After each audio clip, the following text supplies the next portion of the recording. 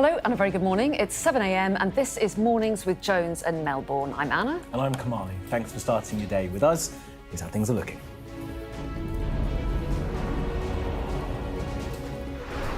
The incredible journey of one woman, how a run-of-the-mill UTI took her to the brink of death, her subsequent recovery, and then the gift of a whole new hand. If the donor family do ever see this, thank you very much, because this is the most precious gift I've ever received in my life.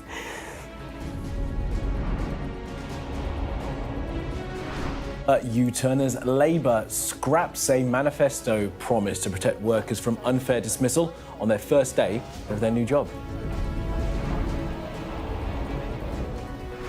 Israeli forces killed 2 Palestinian men in the occupied West Bank after they appeared to surrender. Israel says it's reviewing the incident. Well, Nick Knowles, the star of DIY SOS and much more, will be here to share his tips and tricks to bring your household bills down as we head into winter. Yes, and how to make sure you're not getting scammed as Black Friday offers come flooding in.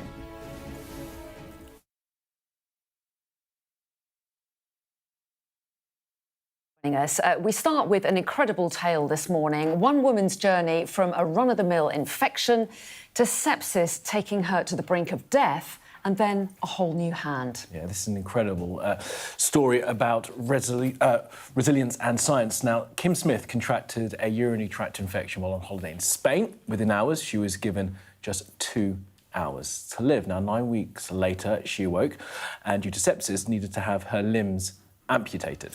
But after a 4-year wait, Kim underwent one of the rarest and most unusual operations, a hand transplant. Laura Bundog has been following her journey.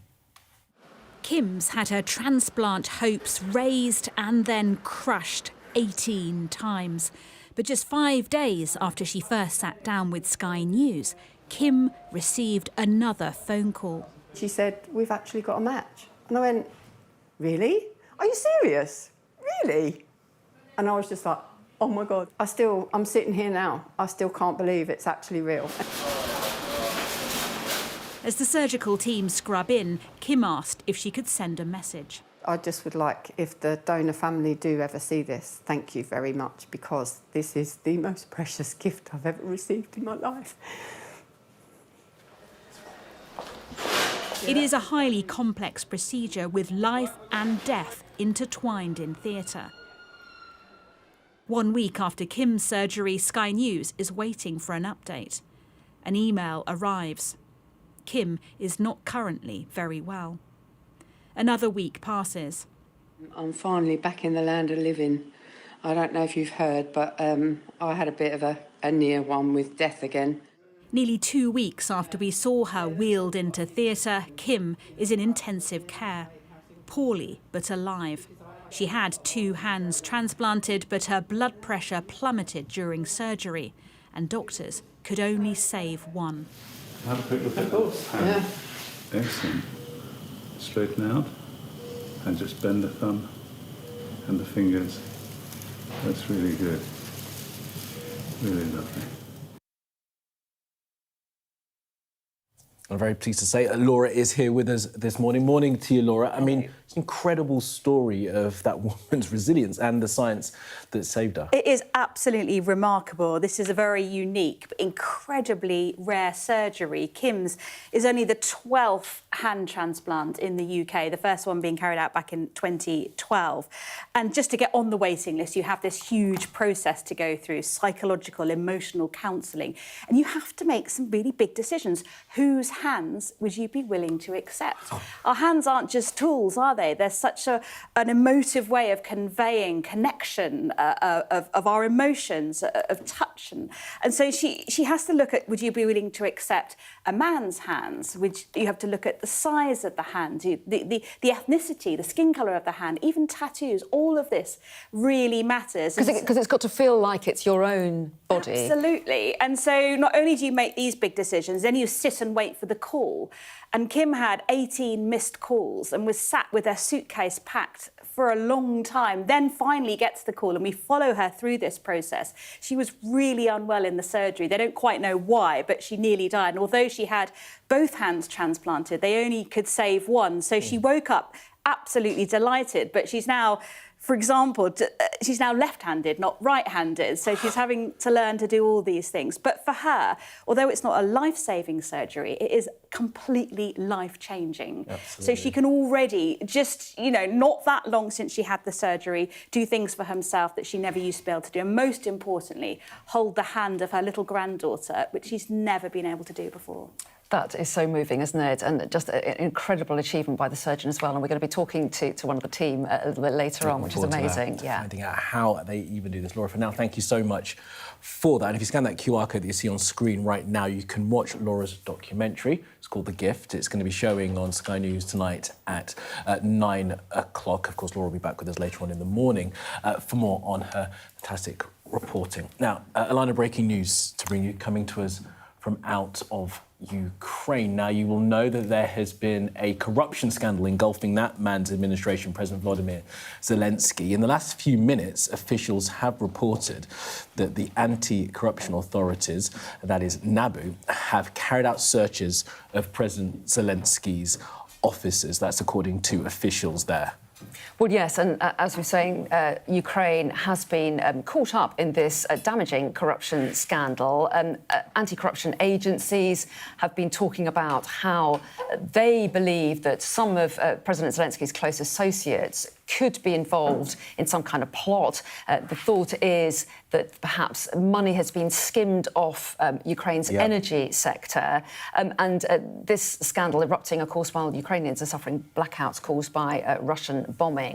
So that investigation is underway. So this latest development is that officials are now saying that those anti-corruption authorities are conducting searches of President Zelensky's chief of staff. Yeah, it centres around that energy company, Energoatom, and the main focus of this is one of President Zelensky's key allies, a man called Timur Mindich, who is accused of being involved in this scandal. He has fled Ukraine. He fled a couple of weeks ago. The authorities there want to speak to him, of course. But as we see from this latest line of reporting, these searches now right at the heart of the Kyiv administration in Zelensky's office. This has now come very, very close to the president. We'll get more details, of course, on this throughout the day here on Sky News. Now to the US, and one of the two National Guard members shot near the White House has died while the other continues to fight for his life. Yeah, President Trump has confirmed that Sarah Beckstrom, who was from West Virginia, died after that shooting. In a call on Thanksgiving to troops, Trump praised the 20-year-old. Here's some of... Highly respected, young, magnificent person. Started service in June of 2023. Outstanding in every way. She's just passed away. She's no longer with us. She's looking down at us right now. Well, the suspected shooter is believed to be an Afghan man who worked with a CIA-backed unit and moved to the US as part of a resettlement scheme. He remains in hospital in a critical condition.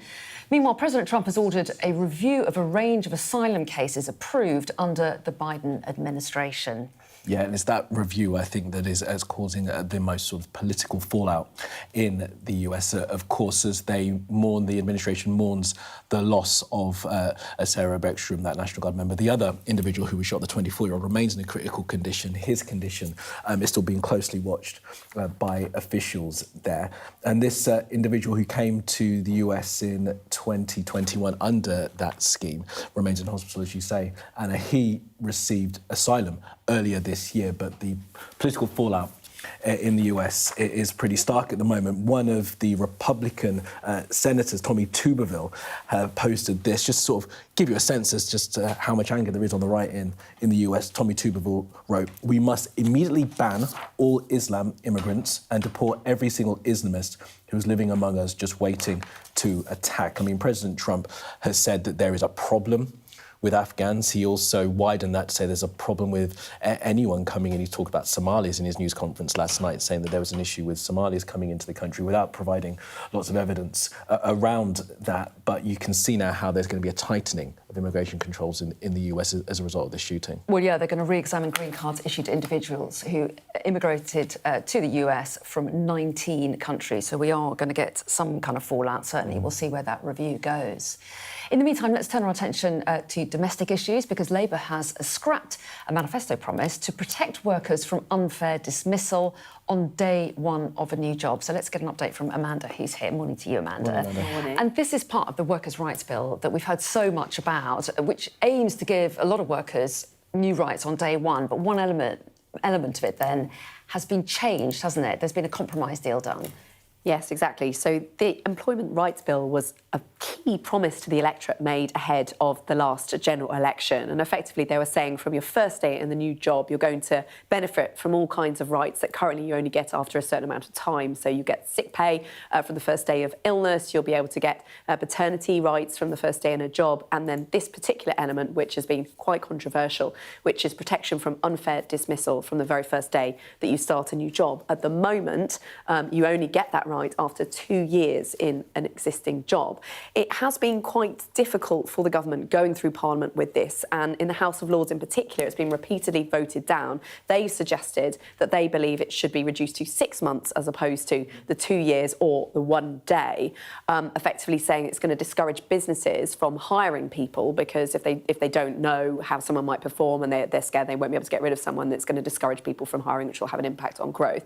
The government had a consultation in which they brought in unions and business leaders. They say, well, this was always part of the manifesto. They said they were going to bring people together to discuss it. And as a result of that process, they have agreed this compromise, which is 6 months. But effectively what they're saying this means is that the rest of the legislation can progress. And so day one sick pay and the paternity rights will come in April. There's still a bit of debate about some of the other elements, fire and rehire and 0 hours contracts as well, being watered down slightly.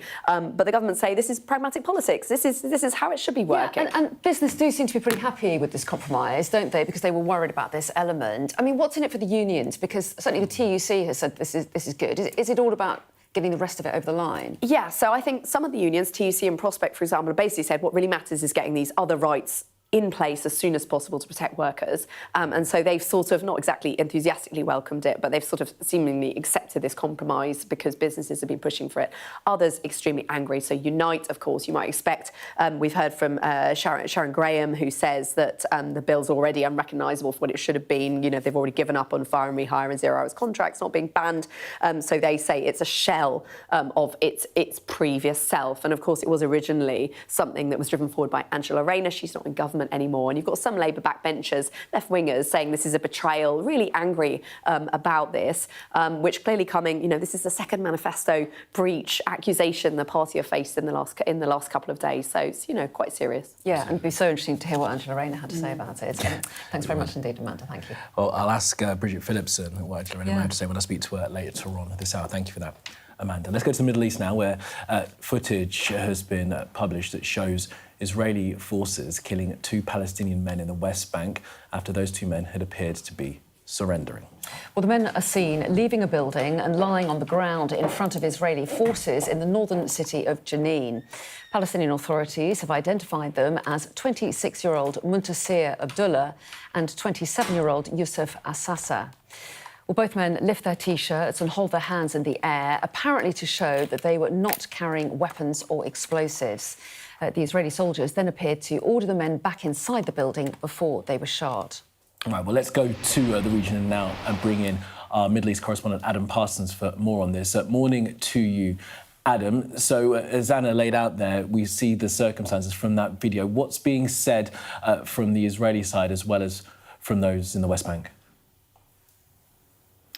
Well, as so often, you have a massive schism, frankly, between the two sides, because there is outrage among Palestinian communities at what they see as an extrajudicial killing by Israeli forces. This was carried out by the Israeli border police who actually operate under the auspices of the IDF, and there were Israeli military troops there as well at this moment. This was all part of a very, very big series of activities in the Jenin area, which has long been a scene of tension between Israel, which of course occupies the West Bank through its military, and Palestinians who have pushed back against that occupation.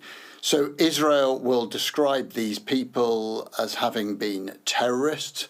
The Palestinians, I'm sure, will push back against that, and they will look at that video and say these were people who were trying to surrender at the time, and already a number of legal experts in the West Bank have accused Israel of either an extrajudicial killing or, in some more pointed comments, a war crime by shooting a prisoner who is in the process of trying to surrender. So this has real combustible potential at a time when tensions are high in the West Bank. Now, the Israelis deny all of that. Itamar Ben-Gvir, the very far-right minister in charge of national security, says that, quote, terrorists must die, and offered his full support to the IDF and the border police. And the IDF has put out a statement. Let me read it to you. It says, the wanted individuals were affiliated with a terror network in the area of Jenin. The forces entered the area, enclosed the structure in which the suspects were located, and initiated a surrender procedure that lasted several hours. Following their exit, fire was directed towards the suspects. The incident is under review by the commanders on the ground and will be transferred to the relevant professional bodies. Now, some of that, I guess, is unarguable. They were clearly in a building. There was a process that was calling for their surrender, and fire very clearly did happen. The question is the circumstances at the end. The Israeli politicians who are, as I say, cheerleading for this, Itamar Ben-Gvir among them, have offered full, unqualified support to the border police and the IDF. I understand that the border police are saying that the two suspects were trying to get back into the building. Others will look at the video and say this, prima facie, is an execution. OK. Adam, for now, appreciate that update. Of course, more from you and team in the region when we get some more detail about all of this. Thanks for now, Adam. Now, for a very different story. Yeah. People may be getting into the Christmas spirit, but not necessarily always in the right way. Yes, footage from Edinburgh has shown someone stealing an 8-foot nutcracker statue from outside a bar. Let's just show you the footage. Here we go, of the theft of the statue. There it is, taking it away on a bike. And it's not light. This is 13 kilos, as I understand it. And the person who's taken it makes a pretty unstable getaway there. It's quite a slow getaway as well. But obviously really disappointing for the people who put up that statue as part of their Christmas decorations. It's outside a cocktail bar, and I think a table got pushed over in the process as well, but it's not really in the Christmas spirit, is it? Absolutely not. Bring it back. All right. Let's move on. Because the government, after delivering that budget earlier in the week, find themselves under more fire this morning as there are accusations again that another manifesto promise has been broken. Let's get the views now of the Education Secretary, Bridget Phillipson, who I'm very pleased to say is here with us in the studio. Secretary of State, thanks so much for being with us. We'll start with the Workers' Rights Bill then. It's been watered down, hasn't it, that you've removed this right for people to not be unfairly dismissed on day one of being in a job? So the Employment Rights Bill is the biggest upgrade to workers' rights in a generation. There has been discussion on the point around unfair dismissal in the time period between businesses, the TUC and government. And following that discussion, there's been agreement about the way forward, which is welcome. It means that the time limit will come down from 2 years to 6 months, and that runs alongside important day one rights around sick pay and around parental leave. But the risk here was that if we didn't make progress, those important rights wouldn't come into force from April next year. We want to deliver that upgrade to make sure that more workers are protected. This will benefit millions of people across our country. But there was the very real prospect that unless that discussion had taken place and a pragmatic approach was reached, that there'd be a year's delay to that implementation, which we didn't want to see. So saying it's pragmatic, is it a broken promise? No, in the manifesto, what we said was that we would work with trade unions, with business, with civil society, in consulting on those protections that we'd be bringing forward. So there are both parts to that within the manifesto, the important rights and the consultation. We've done that. This is going to represent a huge change and massive improvement to workers across our country, but that will only happen if we secure the bill, if we get the legislation through, and what we've managed to agree will mean that from April next year, we hope that those will now be in force. The paternity rights stay, of course, the sick pay on day one stays as well. But this was, of course, led by former Deputy Prime Minister Angela Rayner. If she was still around, would this have been watered down in this way? Look, that's a hypothetical. I mean, she cares very deeply about this, as do I. Have you spoken to her since this has come out? No, I haven't spoken to her. I mean, she cares very deeply about this, as do I, as do all Labour MPs. This is a central commitment in our manifesto, which we are delivering because we're making sure that we're getting the legislation through. These will mean important protections from day one in many areas, alongside wider changes that will help millions of workers, and it's incredibly important. So she's going to take the criticism then that it's another broken promise. You're happy with that as a criticism, or are you rejecting that as a criticism? Look, sometimes you have to be pragmatic. And we want that word. Okay. Yeah, but that's life. Sometimes you do have to adopt some pragmatism if you want to make sure that you get the wider package through, and that's the approach that you've seen from trade unions as well, who've been involved in this conversation. Okay, I want to speak to you about special education needs and disability provisions in schools. We found out in the budget that money that is spent by councils to provide that provision for kids is going to now be spent by central government. The OBR have said that there is a shortfall in the amount of money. Some £6 billion is going to have to be found. I know that you say that they are wrong in their figures. Can you explain to us why the OBR are wrong, first of all, in their figures? No, I can, and I will directly, but I just want to stress right at the top that support for children with SEND, making sure we've got a much better system, is what is driving everything this government is doing. There are those deficits that have been inherited. They've been building up over a long period of time, council deficits, that the OBR for the first time are now including on the government balance sheet. What the OBR set out in their document was what that would look like if it were to be dealt with entirely within the Department for Education's budget through school budgets.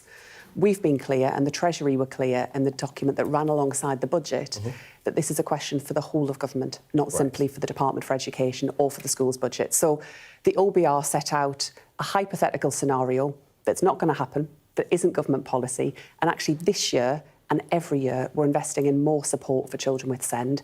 But we do want to bring down some of those higher costs where, for example, children with SEND have to travel very, very long distances far from home and not able to access a brilliant education at their local school. And what we're doing right now is creating more provision for children closer to home who have additional needs so they get the education and outcomes they deserve. You sound a bit frustrated with the OBR. You're not the first government minister this week to be upset with that organisation. Well, they've set out the position and what that could look like. I'm just being clear that actually that's not the government's position. I do think others, however, have jumped on this bandwagon and are seeking to kind of stoke a rather misleading discussion about what this means.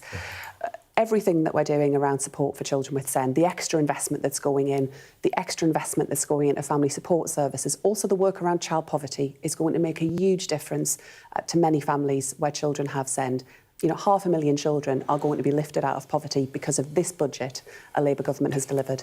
Now, councils are still on the hook for this, and as you pointed out in your first answer, they are in debt for providing this SEND provision, some £14 billion. The government's going to take over in 28-29. Up until that point, who's going to cover that money? So at the moment, there's something in place called the statutory override, which means that that's kind of held for now. What we're doing is working with councils. What do you mean? That debt's just sitting there waiting to be taken care of? It's sitting there. This is something that's built up over many, many years. But what we're doing in the here and now with councils is working with them to create more provision, better provision closer to home. So I've seen some amazing work that's gone on in many local areas where you have schools that now have mainstream schools that have created specialist provision, specialist units, resource bases, people tend to call them, within schools, where children who have special needs can access that support and a brilliant education without having to travel very, very far. So those are the kinds of ways that you can deliver a better system in terms of outcomes, but how you make it more sustainable for councils. But I do have to just be really, really clear that the money isn't the starting point, not some arbitrary number. The starting point is how we make sure children with SEND get a brilliant education. And at the moment, the system just isn't working. Secretary, they will hear you saying that as well, but viewers will also realise that money is super tight at the moment and money has had to be moved around. So you're saying it's not going to come from the education budget, but it has to come from somewhere. £6 billion is not nothing. So which departments are going to suffer to make sure this provision is there? So this is years into the future. It's into the next spending review in 2028. And what we're meant to wait and see, yeah? Well, this is trust you with it. Well, this is being held for now. It's why we are going to bring forward reforms next year to make the system better for children, but also to make it a system that just works overall. Clearly, what we've had in the last decade or so hasn't worked on many, many levels. The parents I speak to tell me that, they wait too long for support. It's too adversarial. That's why at the moment we're spending a lot of time speaking with parents, with campaigners, with disability rights groups and others to design with them a system that's going to work better in the long run. And you'll forgive them for not having loads of trust in you, won't you, for the way that you've changed your position on certain things, you've found money from other places, you've cut other budgets as well. There will be concern among this group and the rest of the people who have kids in schools that there will be a cut to educational standards because of this decision. I would say to parents, judge us on what we've done so far where it comes to schools and education, whether that's lifting 500,000 children out of poverty, new free breakfast clubs, expanding free school meals, a huge expansion in childcare and extra investment every year in school budgets. Those are about priorities. That's about the priorities of this Labour government, and that's what we'll keep doing going forward. OK, Secretary of State, thank you very much for being with us this morning. Appreciate it. Thank you. Really interesting, and don't forget that a lot of the issues that Kamali was discussing there with Bridget Phillipson featuring on our cheat sheet today. That's our podcast, 10 minutes in your feed to fill you in on all the main stories of the day, so do check that out. It's the best way to start the day, every morning. Absolutely. All right, check out the QR code.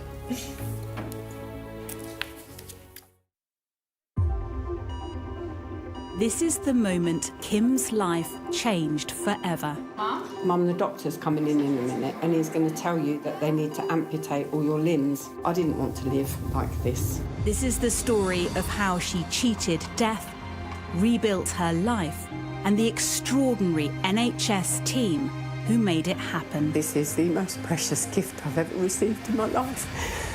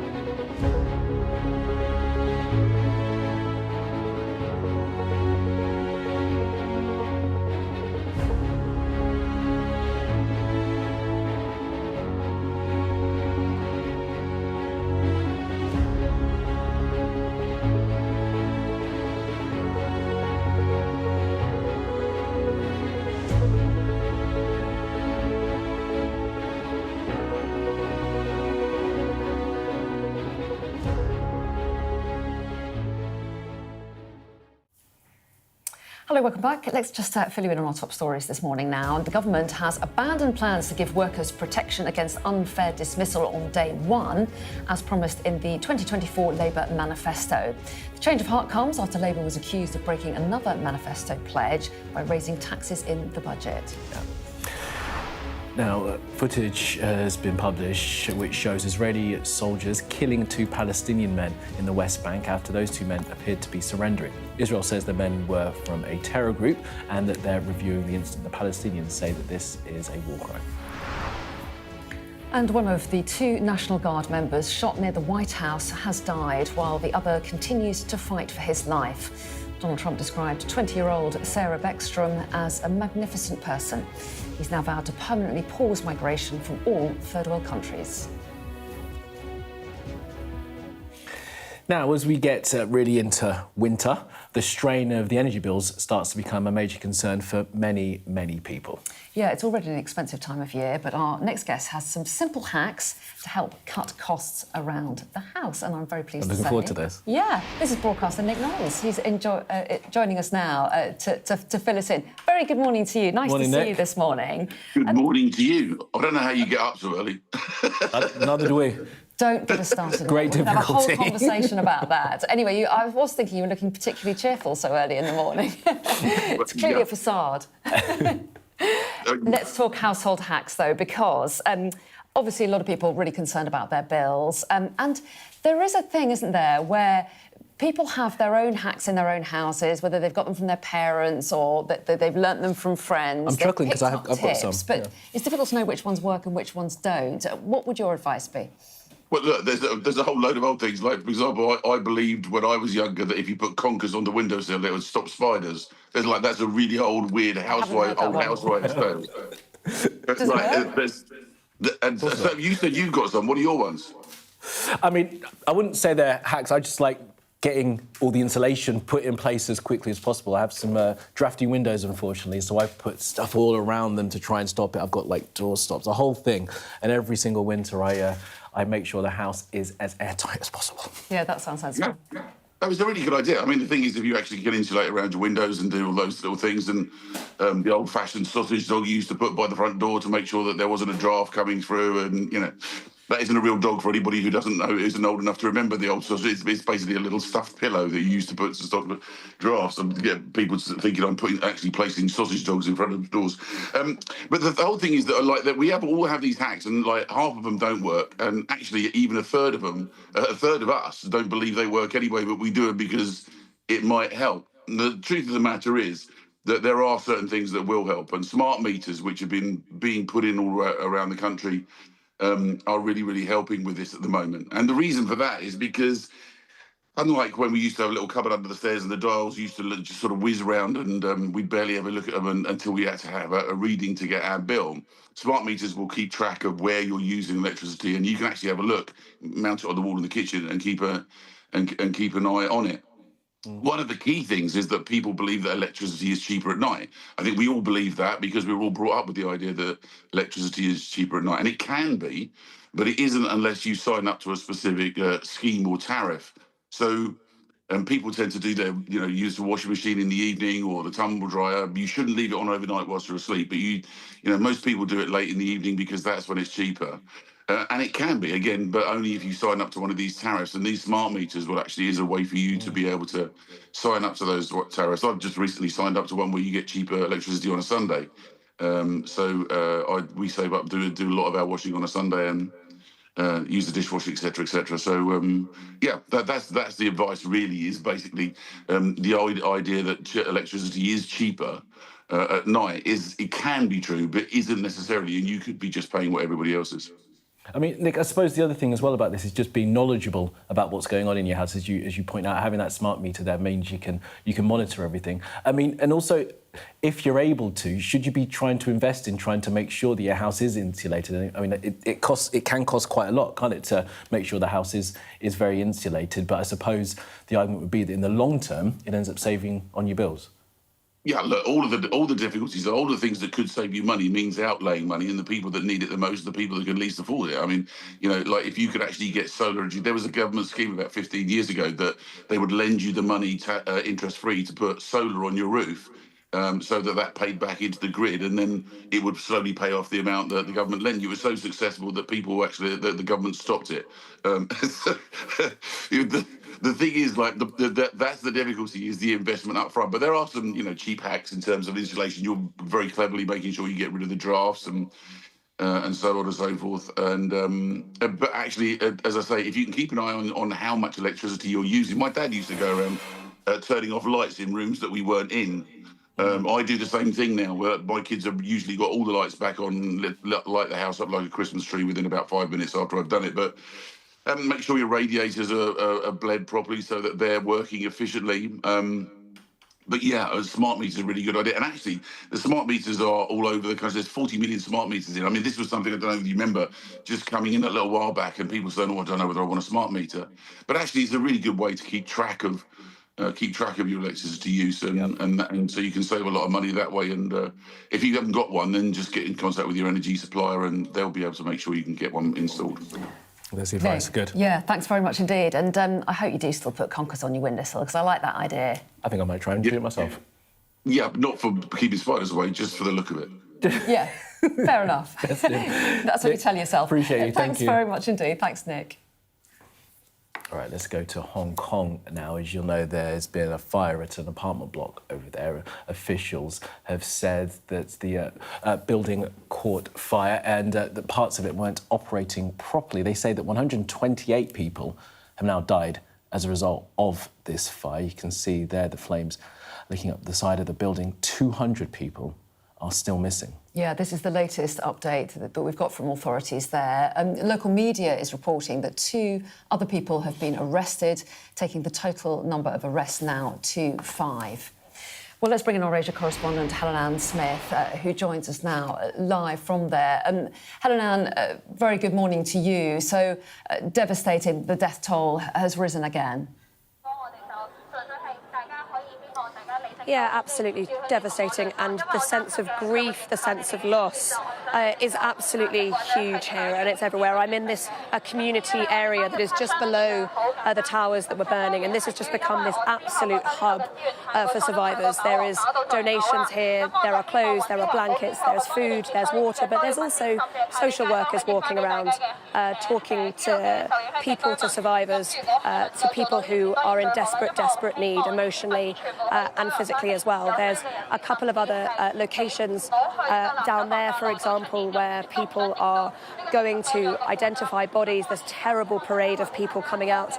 And just beyond us over here, community centres where the homeless are living. And there are some desperately distressed people who are looking for their survivors, are looking for their relatives, and are currently unable to find them. And it is desperately sad. But I think it is worth saying that the mood here is shifted slightly in the last 24 hours.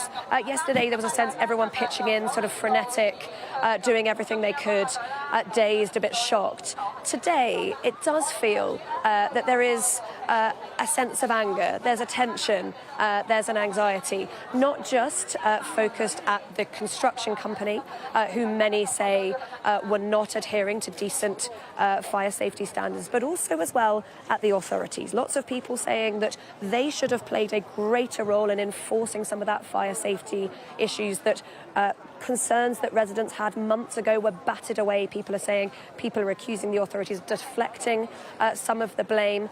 But look, I think a lot of that anger may well bubble up, may well play out and get larger in the days, potentially the weeks to come as well. Remember, Hong Kong has gone through such huge political change in the last 5 or 6 years, and I think there is that tension bubbling away under the surface here amidst what is still a deeply awful human tragedy. Indeed. Well, Helen-Ann, thanks very much indeed for the update. We appreciate it. Thank you. Now, prostate cancer has been very front and centre in the headlines in the media for the past week after Lord Cameron, former Prime Minister, revealed that he has been treated for it. Now, 1 in 8 men will have the disease, but today the National Screening Committee will reveal its draft recommendation on whether the NHS should adopt a national screening programme for it. So let's bring in our science correspondent, Thomas Moore, who's here with us. Morning to you, Morning, Thomas.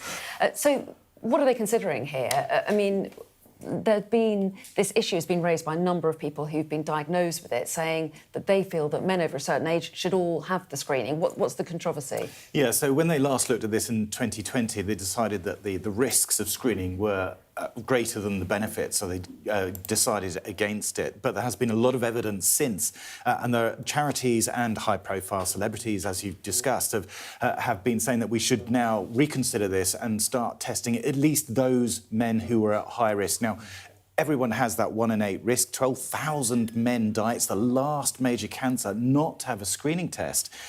But some men are at 2 times or even greater risk. So black men, people with a family history. So that might be a brother or a father with prostate cancer, or even a sister or a mum with ovarian or breast cancer, because there is this cancer gene, the Angelina Jolie gene, which can be inherited by men too, and that puts them at risk. Now, if the risk is much higher, then you can afford to take the chances of screening, the side effects of screening. Now, this is a blood test for PSA, and that can have benefits because it picks up cancer much earlier, but also has the risk because it can lead men down this track of treatment, and that can have side effects. And Thomas, you're right. 1 in 4 black men will be diagnosed with prostate cancer. It's a real issue in the black community. This blood test could be a way of identifying them early, because that is one of the things that Prostate Cancer UK say, that if you identify people early with this kind of cancer, you're better able to treat them. That's right. And since the 2020, we've had the advent of MRI scans. So many men with a high level of PSA in their blood will then have an MRI just to confirm that there is something to worry about. That's crucial, isn't it? Because wasn't before the feeling was it wasn't always a reliable test. Absolutely. And if you got the two together, that leads men to have a biopsy who really need the biopsy, and then only those would go on to have a treatment. So it's many fewer men who are now going down the pathway of treatment, and that removes the chances of people being wrongly diagnosed with the cancer that might kill them. Just final point on this, Thomas, as people should get checked for it, but many people will realise that getting checked for this is something that can be quite invasive. Let's put it that way. Where are we now with the technology of allowing men to be checked for this? Yeah, it's really about NHS rules, to be perfectly honest. So you can go to your GP and request a test if you are over 45 and have one of these risk groups, so if you're black or family history. But if you're over 50, you can also get the test. But GPs, bizarrely, even if you're at risk, they cannot offer the test to you. And that has led to this extraordinary difference in testing rates, or the pickup rates of late cancer. So in London, just 1 in 8 people are diagnosed at a late stage. In Scotland, it's 1 in 3. There's a huge difference in the chances of survival simply because people are going to the doctors much earlier here in the south. Yeah, so really interesting to get that draft recommendation later today. Thomas, thanks very much indeed. Appreciate it, Thomas. Thanks for now. All right, now you may well know, it's Black Friday today, apparently. Shopping? I've had a few emails, I'll be honest. 1 or 2, but you need to be aware of potential scams. Yeah, that is so true, because phishing attempts targeting shoppers have surged by over 600% since the start of November. Well, how do you make sure that you get the best value deal without being ripped off? I might be able to tell you.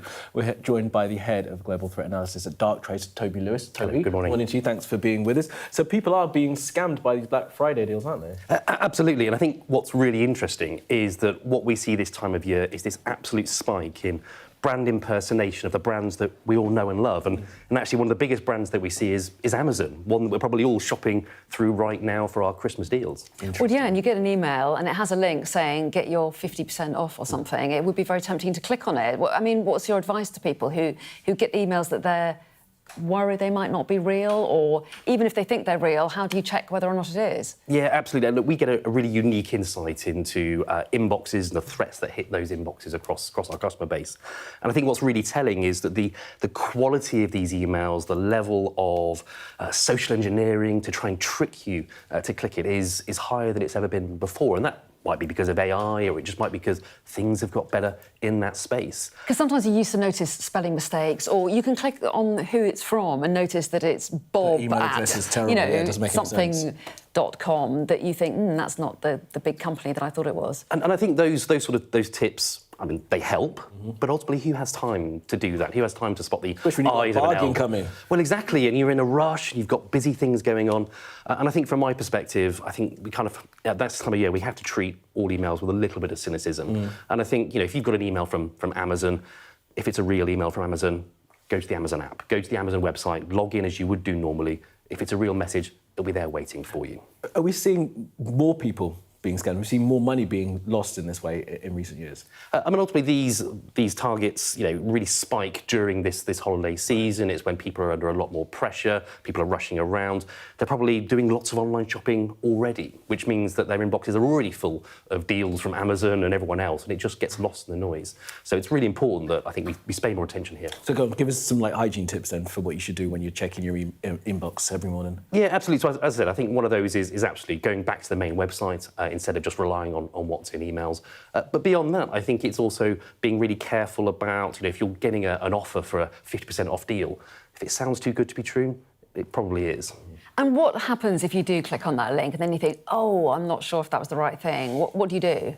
I mean, ultimately, it depends on what happened once you click the link. Those criminals are trying to get information from you, and whether that's banking information or just simply your login details for Amazon. And so it kind of depends on what happened there. If it was your login details, the simple answer is go to whatever website that was and change your email address and password. But never supply your bank details or your login details if it's someone you don't recognise, right? Well, absolutely. And as I said, I think if you have got an email saying, we need to update your banking details, somewhat ignore the link in the email, go to the Amazon.com site or the Amazon app and do it there.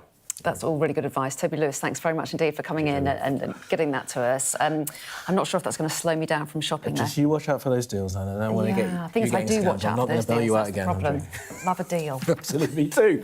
All right, coming up next, we've got all the sports action from last night. As it's said by some, that time is running out for poor old Arne Slot at Liverpool after winning the league last year for the club in his first season. Some fans want him out. I know. Not and you. Well, no, but anyway, more on that in a moment.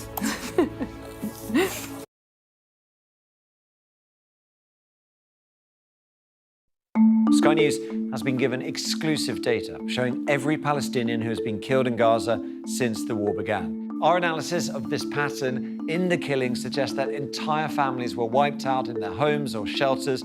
The data and forensics team is a multi-skilled unit dedicated to providing transparent journalism from Sky News. We located footage of the airdrop to a tent camp in central Gaza. These airdrops are falling in extremely populated areas. We combine traditional reporting with advanced analysis of satellite imagery, social media, and other open source information. Now, this is just one of the strikes and incidents we've been able to geolocate across Gaza. Sky News has found Nazi speeches and marching music have been used as background sound on tens of thousands of TikTok videos as far-right groups try and spread their message. Sky News has seen 72,000 posts used in this way. There's no evidence yet of foul play at Heathrow. It shows weaknesses that enemies could take advantage of. Elon Musk says it is, quote, a viper's nest of radical left Marxists who hate America. Supporters say it saves lives and projects American power and influence. I think we would generally be called far-right, sure. It's called Return to the Land, and they invited me in. A lot of people are going to be, why are you making Nazi references? Right. Well, why wouldn't I? Its founder says he is building a fortress for the white race. It's a racial association. I kind of want to ask you, after seeing this, do you think what we're doing is immoral? We followed a social media trail that led us to Bristol, where a confrontation between protesters erupted into a full-scale riot. Here it really is pitched battle skirmishes, hurling missiles, throwing punches. I'm Tom Cheshire, Sky's data and forensics correspondent.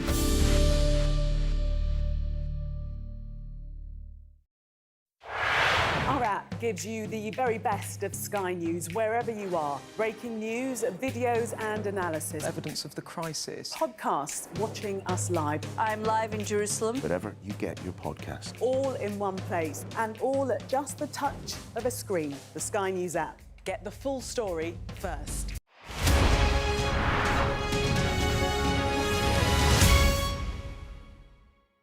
I'm Stephen Murphy, and I'm Sky's Ireland correspondent based here in Dublin.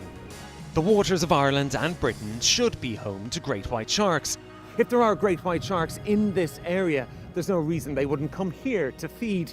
It's basically a buffet on a beach. This could be not only a record-breaking storm, but potentially the most dangerous storm ever to hit Ireland.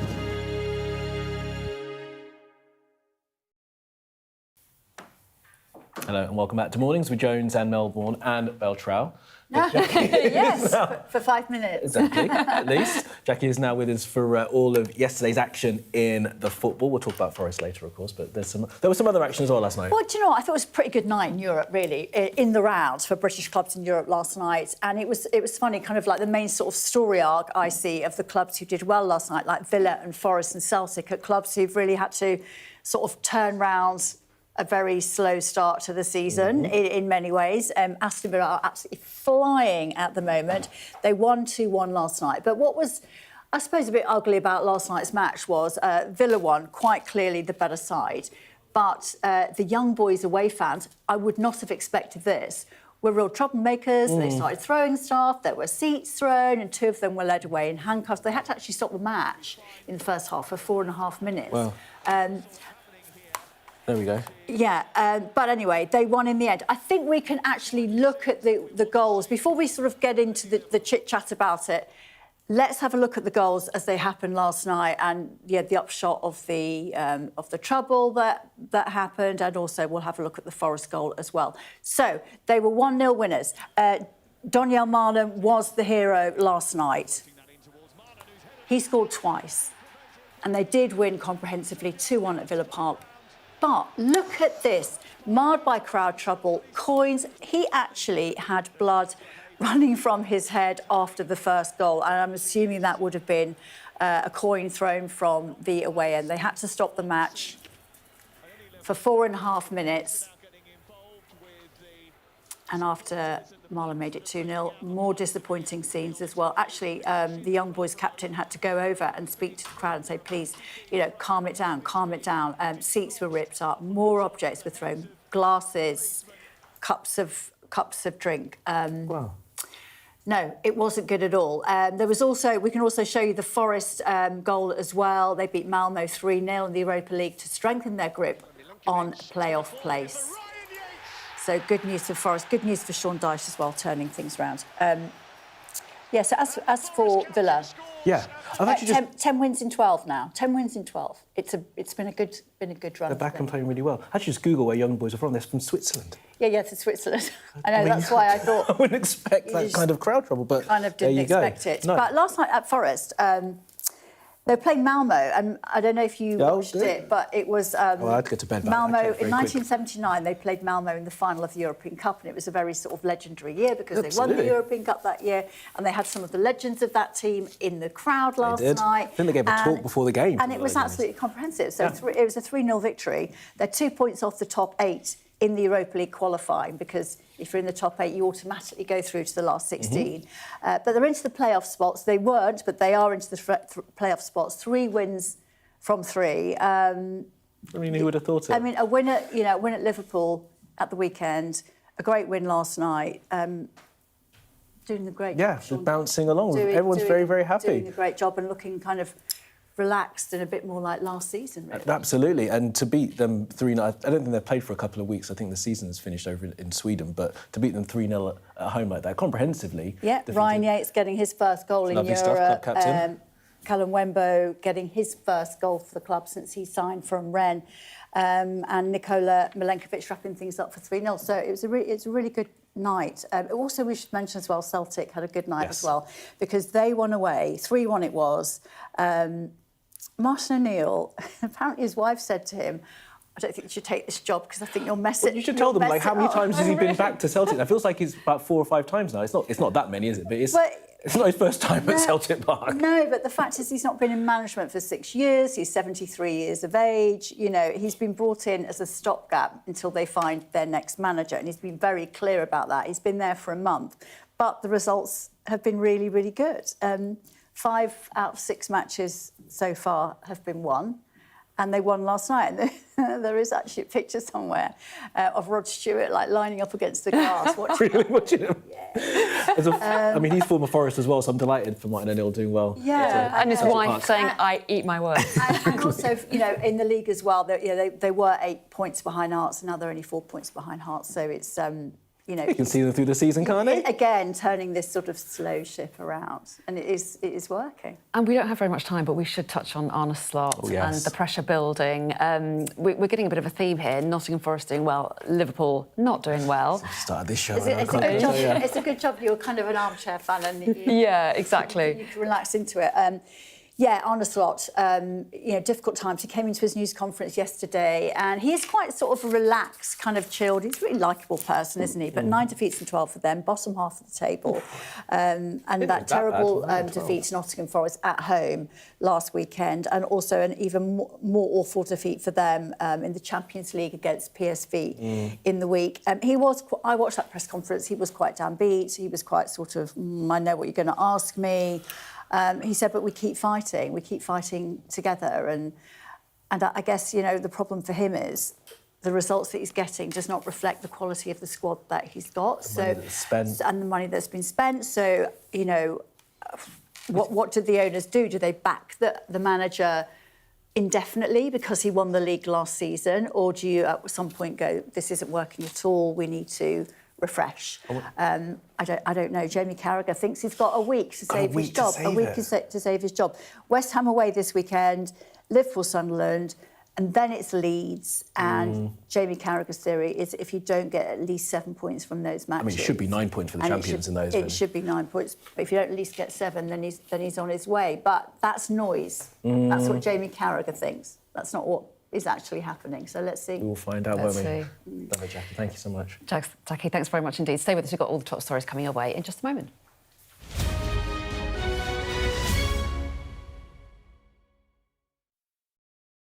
What might happen if Russia attacked the UK?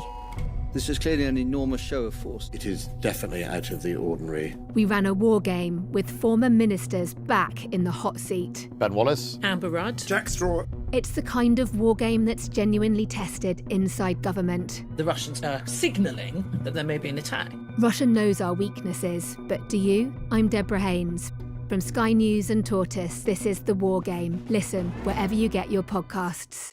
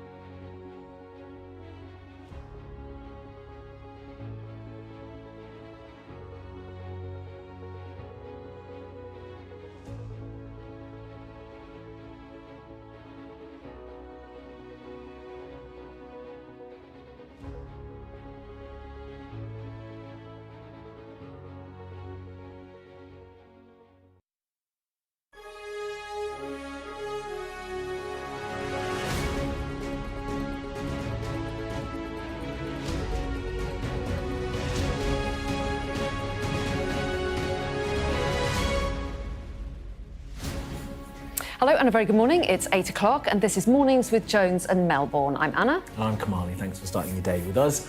Here's how things are looking. The incredible journey of one woman, how a run-of-the-mill UTI took her to the brink of death, her subsequent recovery and the gift of a whole new hand.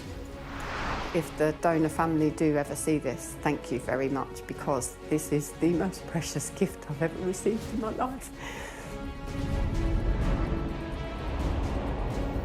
The Chief of Staff to President Zelensky says that he is cooperating as anti-corruption investigators search his home and office.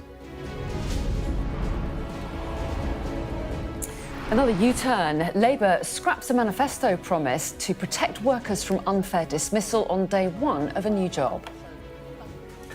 With Australia's ban on social media for teenagers coming into force, we'll ask whether the UK needs similar law. And we meet the man who could be France's next president and hear what he has to say about Nigel Farage's number 10 chances.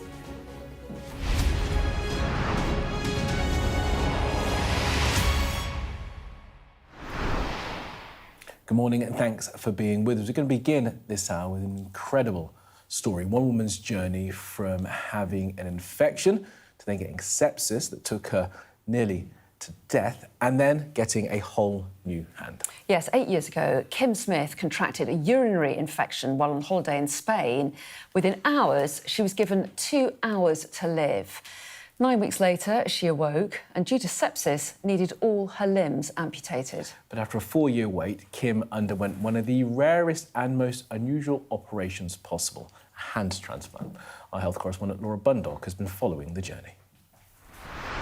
Kim's had her transplant hopes raised and then crushed 18 times. But just 5 days after she first sat down with Sky News, Kim received another phone call. She said, "We've actually got a match." And I went, "Really? Are you serious? Really?" And I was just like, oh my God. I'm sitting here now. I still can't believe it's actually real. As the surgical team scrub in, Kim asked if she could send a message. I just would like, if the donor family do ever see this, thank you very much, because this is the most precious gift I've ever received in my life. It is a highly complex procedure with life and death intertwined in theatre. 1 week after Kim's surgery, Sky News is waiting for an update. An email arrives. Kim is not currently very well. Another week passes. I'm finally back in the land of living. I don't know if you've heard, but I had a bit of a near one with death again. Nearly 2 weeks after we saw her wheeled into theatre, Kim is in intensive care. Poorly, but alive. She had 2 hands transplanted, but her blood pressure plummeted during surgery, and doctors could only save 1. Have a quick look at both hands. Yeah. Excellent. Straighten out and just bend the thumb and the fingers. That's really good. Really lovely. And I am very pleased to say that Laura is here with us now. I mean, Laura, there's a full film that we can watch, and I urge everyone to catch that. It's incredible science, this. It is. I mean, Kim is a remarkable woman, and the science is almost mind-blowing, really, because our hands aren't just tools, they're extensions of our identity, emotions, our connections. And unlike, a heart or your kidneys, you've never seen those before, but you know your hands intimately. So to even go on the waiting list for a hand transplant, you have to ask yourself, what kind of hands, whose hands would I be willing to accept? Because, what gender, what size, the skin colour, even tattoos, all of this matters. And if there's a tissue match, in theory, surgeons can transplant across all of those factors, but they are really important. I mean, in reality, they're very rare surgeries, less than any other transplant, really. And bear in mind, only 1% of deaths is the potential for an organ donation, much lower for hands. And that's because, very sadly, you need specific deaths. Normally, a very sudden, unexpected death, a person has to die in hospital as well. And even though we've got this opt-out system now for organ donation, the numbers are going down, which is why Kim and the teams that do these surgeries want people to have these very difficult conversations about death and donation now. But for Kim, it's not life-saving, but it is absolutely life-changing. I mean, she dies to death literally twice in her life, and now she's left-handed. She used to be right-handed, but even with that one left hand already, she's able to do things that we just take for granted: brush her hair, brush her teeth, hold a drink. And so it's made this enormous difference to her life. And you meet her and see her hand. It's extraordinary to think that hand that was once part of someone else's childhood, adulthood, even their death, is now living on with Kim. And it's given her, as she says, the greatest gift, because she can now do things like hold her youngest granddaughter's hand for the first time. Yeah, it really is staggering. And, you know, the emotional side of it is huge, as you say, the psychological side of it, but the medical side is absolutely extraordinary as well. I mean, this is a really complicated operation, isn't it? Yeah. And as you say, very rare, so it's not like surgeons get loads of practice. No, Kim is only the 12th in the UK to have this, and the first was done back in 2012. It is microsurgery, so it's modern medicine at its very best, really. And, you know, these surgeons operate obviously across 2 hospitals, because you have to remove the hands and then they are transported to Leeds, which is the only place where this team is working. And you don't have much time to do that? Reattached. No, the clock is ticking, so it's less than 2 hours. They're transplanted, transported on ice. Yeah, not in ice, but on ice, to get to the hospital. So it's one of this, someone described it as one of these very strange moments where you've got both life and death in a theatre at the same time. But it's remarkable, and Kim is one of the most amazing people I've ever had the privilege of meeting. Fantastic. Oh, well, it's such good news for her. Yeah. And we are going to be talking about it a little bit later, aren't we? Because we're actually going to talk to the lead surgeon, aren't we? But Laura, thanks very much indeed. Thanks for that, Laura. And you can scan that QR code that you see on screen right now. You can watch Laura's documentary. It's on, put my glasses on, at 9 o'clock at time on Sky News as well. Sorry, it's a bit small for me there. All right, let's go to Ukraine now. And Ukraine's anti-corruption authorities have searched the office of the Chief of Staff to President Volodymyr Zelensky. That's Andrei Yermak's office. Well, yeah, and we don't know too much about what these searches relate to, but we do know they're part of some sort of investigation. We also know that the country's authorities are looking into high-ranking officials who have been accused of siphoning off some £76 million from the state's nuclear company. Well, Andrei Yermak says he's fully cooperating with investigators. He's posted on X saying, "Today, NABU and SAPO are indeed conducting procedural actions at my home. The investigators are not encountering any obstacles. They've been given full access to the apartment, and my lawyers are on site interacting with law enforcement officials." Yeah. For my part, he says, I am providing full cooperation. So Andrei Yermak, who is a chief of staff, he's a close ally, the closest of allies to President Zelensky during his time as a wartime leader, now having his offices searched. So this corruption probe, which has been roiling Ukrainian politics for the past couple of weeks now, getting very, very close to the president. The person at the centre of this corruption scandal is an individual called Timur Mindich, who is a close ally of President Zelensky. He is the one that's been accused of being behind this scandal, this scheme to siphon off money from this energy firm. Mindich has fled the country. The probe continues, though, of course. Questions are continuing to be asked, and now for the first time, it's getting really close to President Volodymyr Zelensky. Well, yeah, and it's so interesting, isn't it? Because in the last week or so, we've been talking about Donald Trump's 28-point plan, which has been adapted, of course, since the intervention of Europe and Ukraine themselves coming into it. But there was a suggestion that perhaps the time to put forward this plan was a time when the corruption scandal was taking up a lot of airspace in Ukraine, and perhaps President Zelensky was a bit on the back foot. There was a suggestion that timing might not have been a coincidence. Yeah, absolutely. Him being in a weakened position, and that being the reason why that peace plan was put forward. And now, as you say, it's been reduced down from 28 points to about 19, I think now. But the pressure is on Zelensky. Yermak saying he's cooperating with those officials. Will, of course, have the very latest from Ukraine throughout the day here on Sky News as that investigation continues. Indeed, and we're going to be talking to our defence correspondent Deborah Haynes in the next hour, and she'll give her take on it too. In the meantime, though, Hong Kong's government is saying that 128 people have now died in the fire that engulfed a block of high-rise flats. Rescue efforts have now ended, they say, with around 200 people still missing. Incredible number there. Authorities say that the fire alarms in the building weren't working properly. They've admitted that now after being accused of such. Local media report another 2 people have been arrested. That takes the total number of arrests up to 5. Well, Helen Smith is in Hong Kong and sent us this.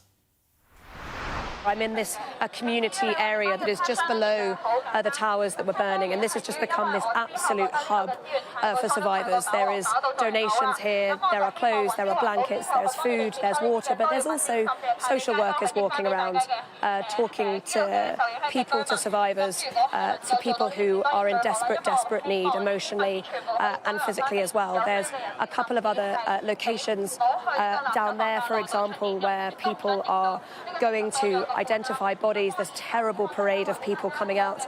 And just beyond us over here, community centres where the homeless are living. And there are some desperately distressed people who are looking for their survivors, are looking for their relatives, and are currently unable to find them. And it is desperately sad. But I think it is worth saying that the mood here is shifted slightly in the last 24 hours.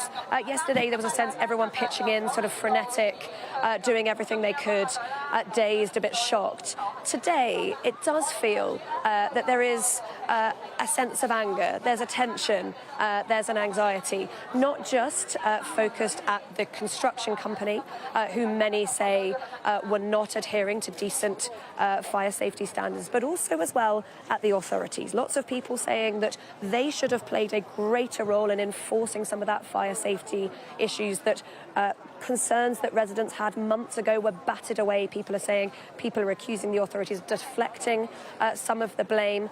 But look, I think a lot of that anger may well bubble up, may well play out and get larger in the days, potentially the weeks to come as well. Remember, Hong Kong has gone through such huge political change in the last 5 or 6 years, and I think there is that tension bubbling away under the surface here amidst what is still a deeply awful human tragedy.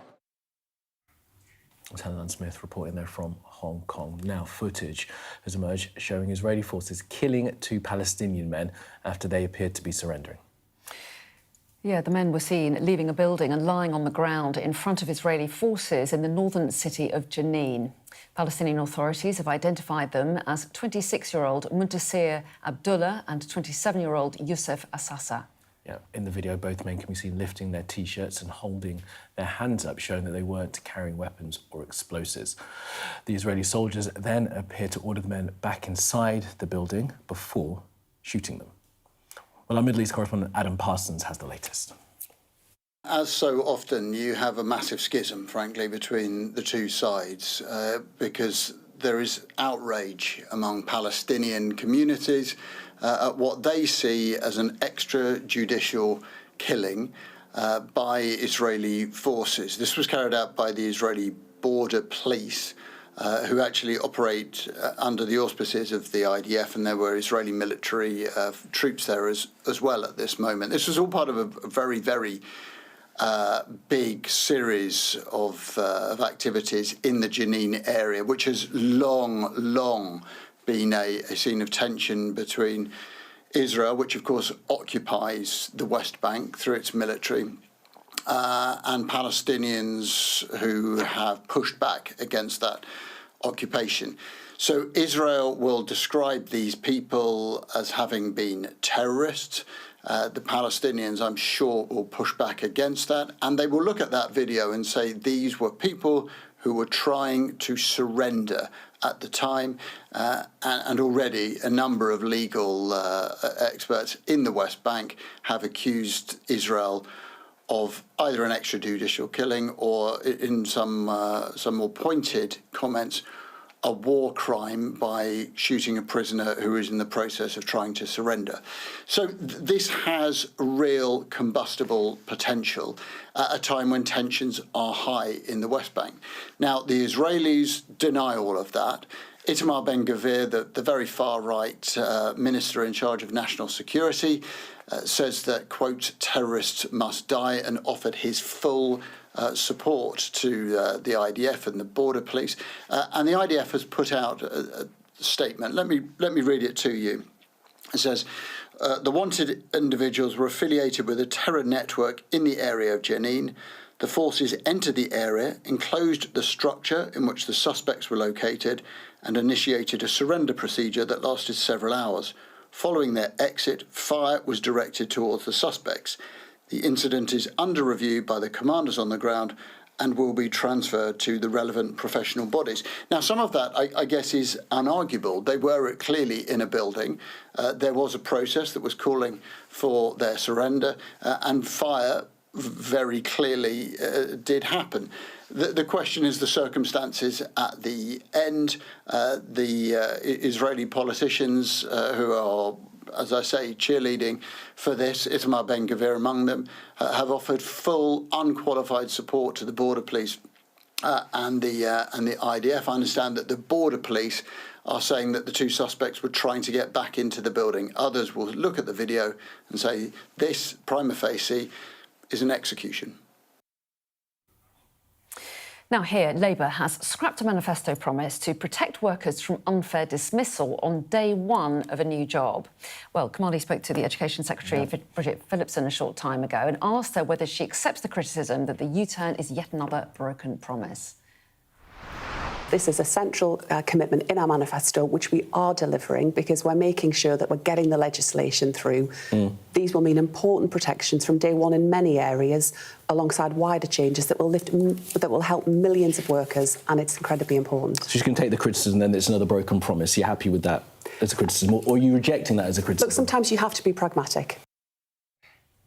Well, let's get the views of Amanda Akers, our political correspondent, on all of that. Amanda, morning again to you. So she said twice to me, didn't she, you have to be pragmatic when you're breaking your promises. Yeah, it's a new sort of cover-all defence, really, isn't it? You have to be pragmatic. I mean, that's really the only thing she can say. I mean, she did earlier sort of push back initially against the suggestion this is a breach of the manifesto by saying, well, in the manifesto we did say there would be a consultation into how these plans would be implemented. But the plans are that there should be a day one right to protection from unfair dismissal. Now, clearly they've been having all kinds of problems trying to get this through the House of Lords. Members of the Lords have been echoing concerns raised by businesses that this could stop companies hiring as many people as they might otherwise do, which would have a negative impact on growth, and it keeps being sent back from the Lords who wanted to see a longer period. So this is why they got the unions and business leaders together in a room and have hashed out this pragmatic compromise, which is that instead of the current situation, which is that you have to be in a job for 2 years before you can claim that you've been unfairly dismissed. Now it'll be 6 months. So they're saying, well, that is a big improvement, but it's still a long way from that day one right that they did promise to introduce as part of that broader package of workers' rights, which really was a central part of their manifesto pitch to the country before the last election.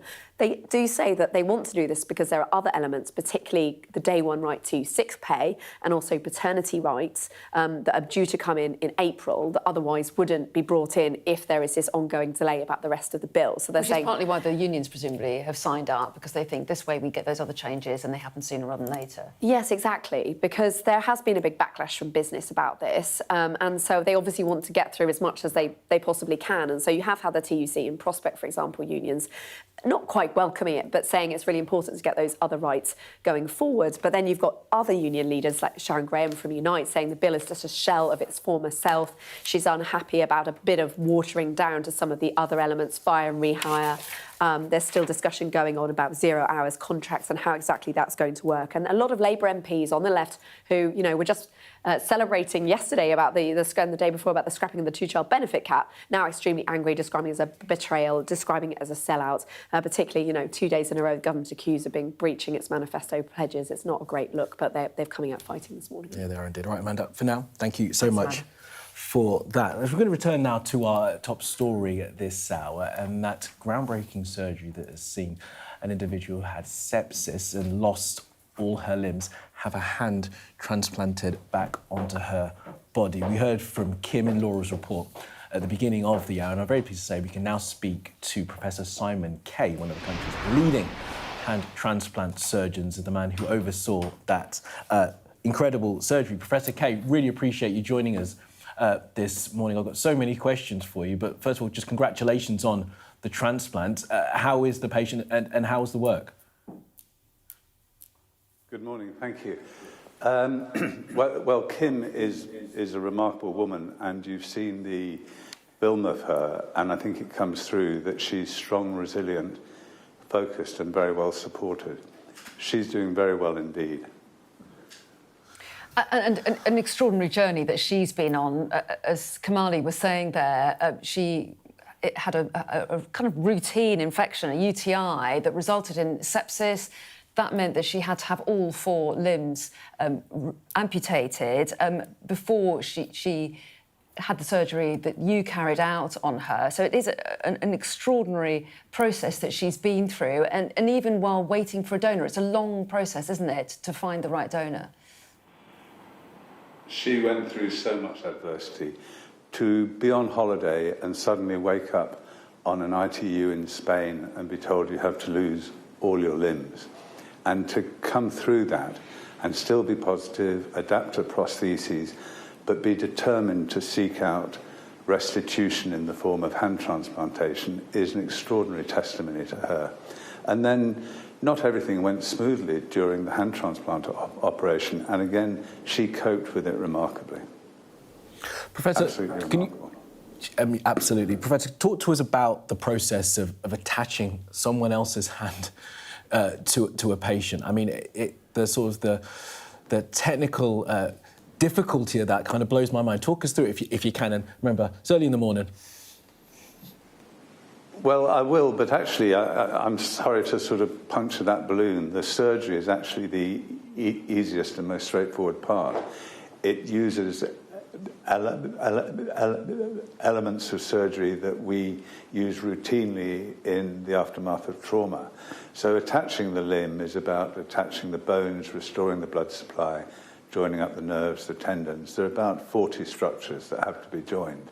So compared, for instance, to a renal transplant, a kidney, which takes a couple of hours, the surgery for hand transplantation can be 12, 15 hours long. But the most important bit is selecting and understanding the patient, informing them, making sure they're making an informed choice and they understand the risks and the problems. And then the immunological care and the medical care is crucial to success. And we have very good transplant physicians, very good intensivists, very good anaesthetists. It's a huge team. A transplant like Kim's involves 30 people approximately at the time of surgery. So it's a very complex dance to choreograph. But we've done it quite a lot now, and we understand it very well. And interesting that you talk about kind of the psychological issues around it as well, not just the physical, medical issues, because getting used to living with someone else's hand is a big thing. Talk us through some of the issues that patients have to deal with when they approach this. Well, I suppose there are 2 main things. One is that when we find a patient that is, from a technical point of view, suitable for hand transplantation, we then mandatorily spend a year getting to know and understand them, exchanging information, explaining risk and how to understand risk, and checking that the patient is consistent and stable in their ambitions. We also learn, because nobody cares what their kidney looks like, for obvious reasons, but your hands, like my hands and my face, are on view all the time. And so the patient must receive hands with which they are comfortable and which they can immediately feel as their own hands. So in that year, we spend a lot of time with our clinical psychologists looking at the patient's needs, expectations, resilience, ability to cope. In Kim's case, everything you've seen, it won't surprise you to know there was never any question about her resilience, stability, and determination. And that is key to success. The very first transplant that was done back in 1998 failed, not because of the immunology primarily, but because the patient, who was dark skin, dark haired, had a red haired, pale hand, and really felt they couldn't accept it and requested it be removed again. That's a disaster, really, of our planning. And we've learned a lot from that, and that's why we put a lot of effort into understanding the behavioural side of it.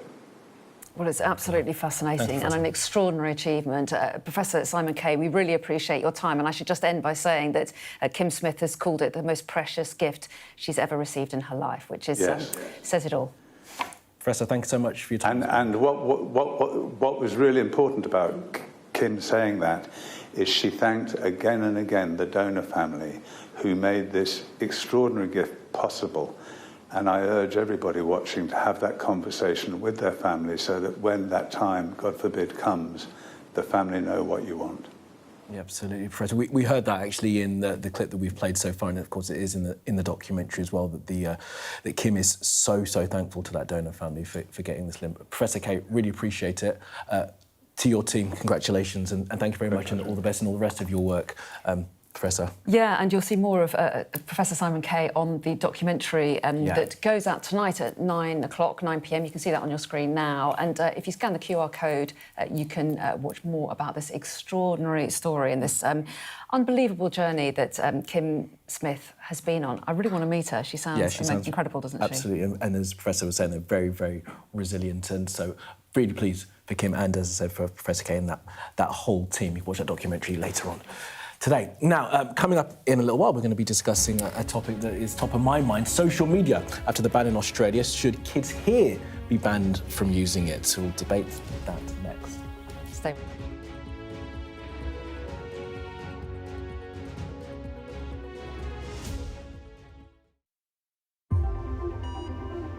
This is the moment Kim's life changed forever.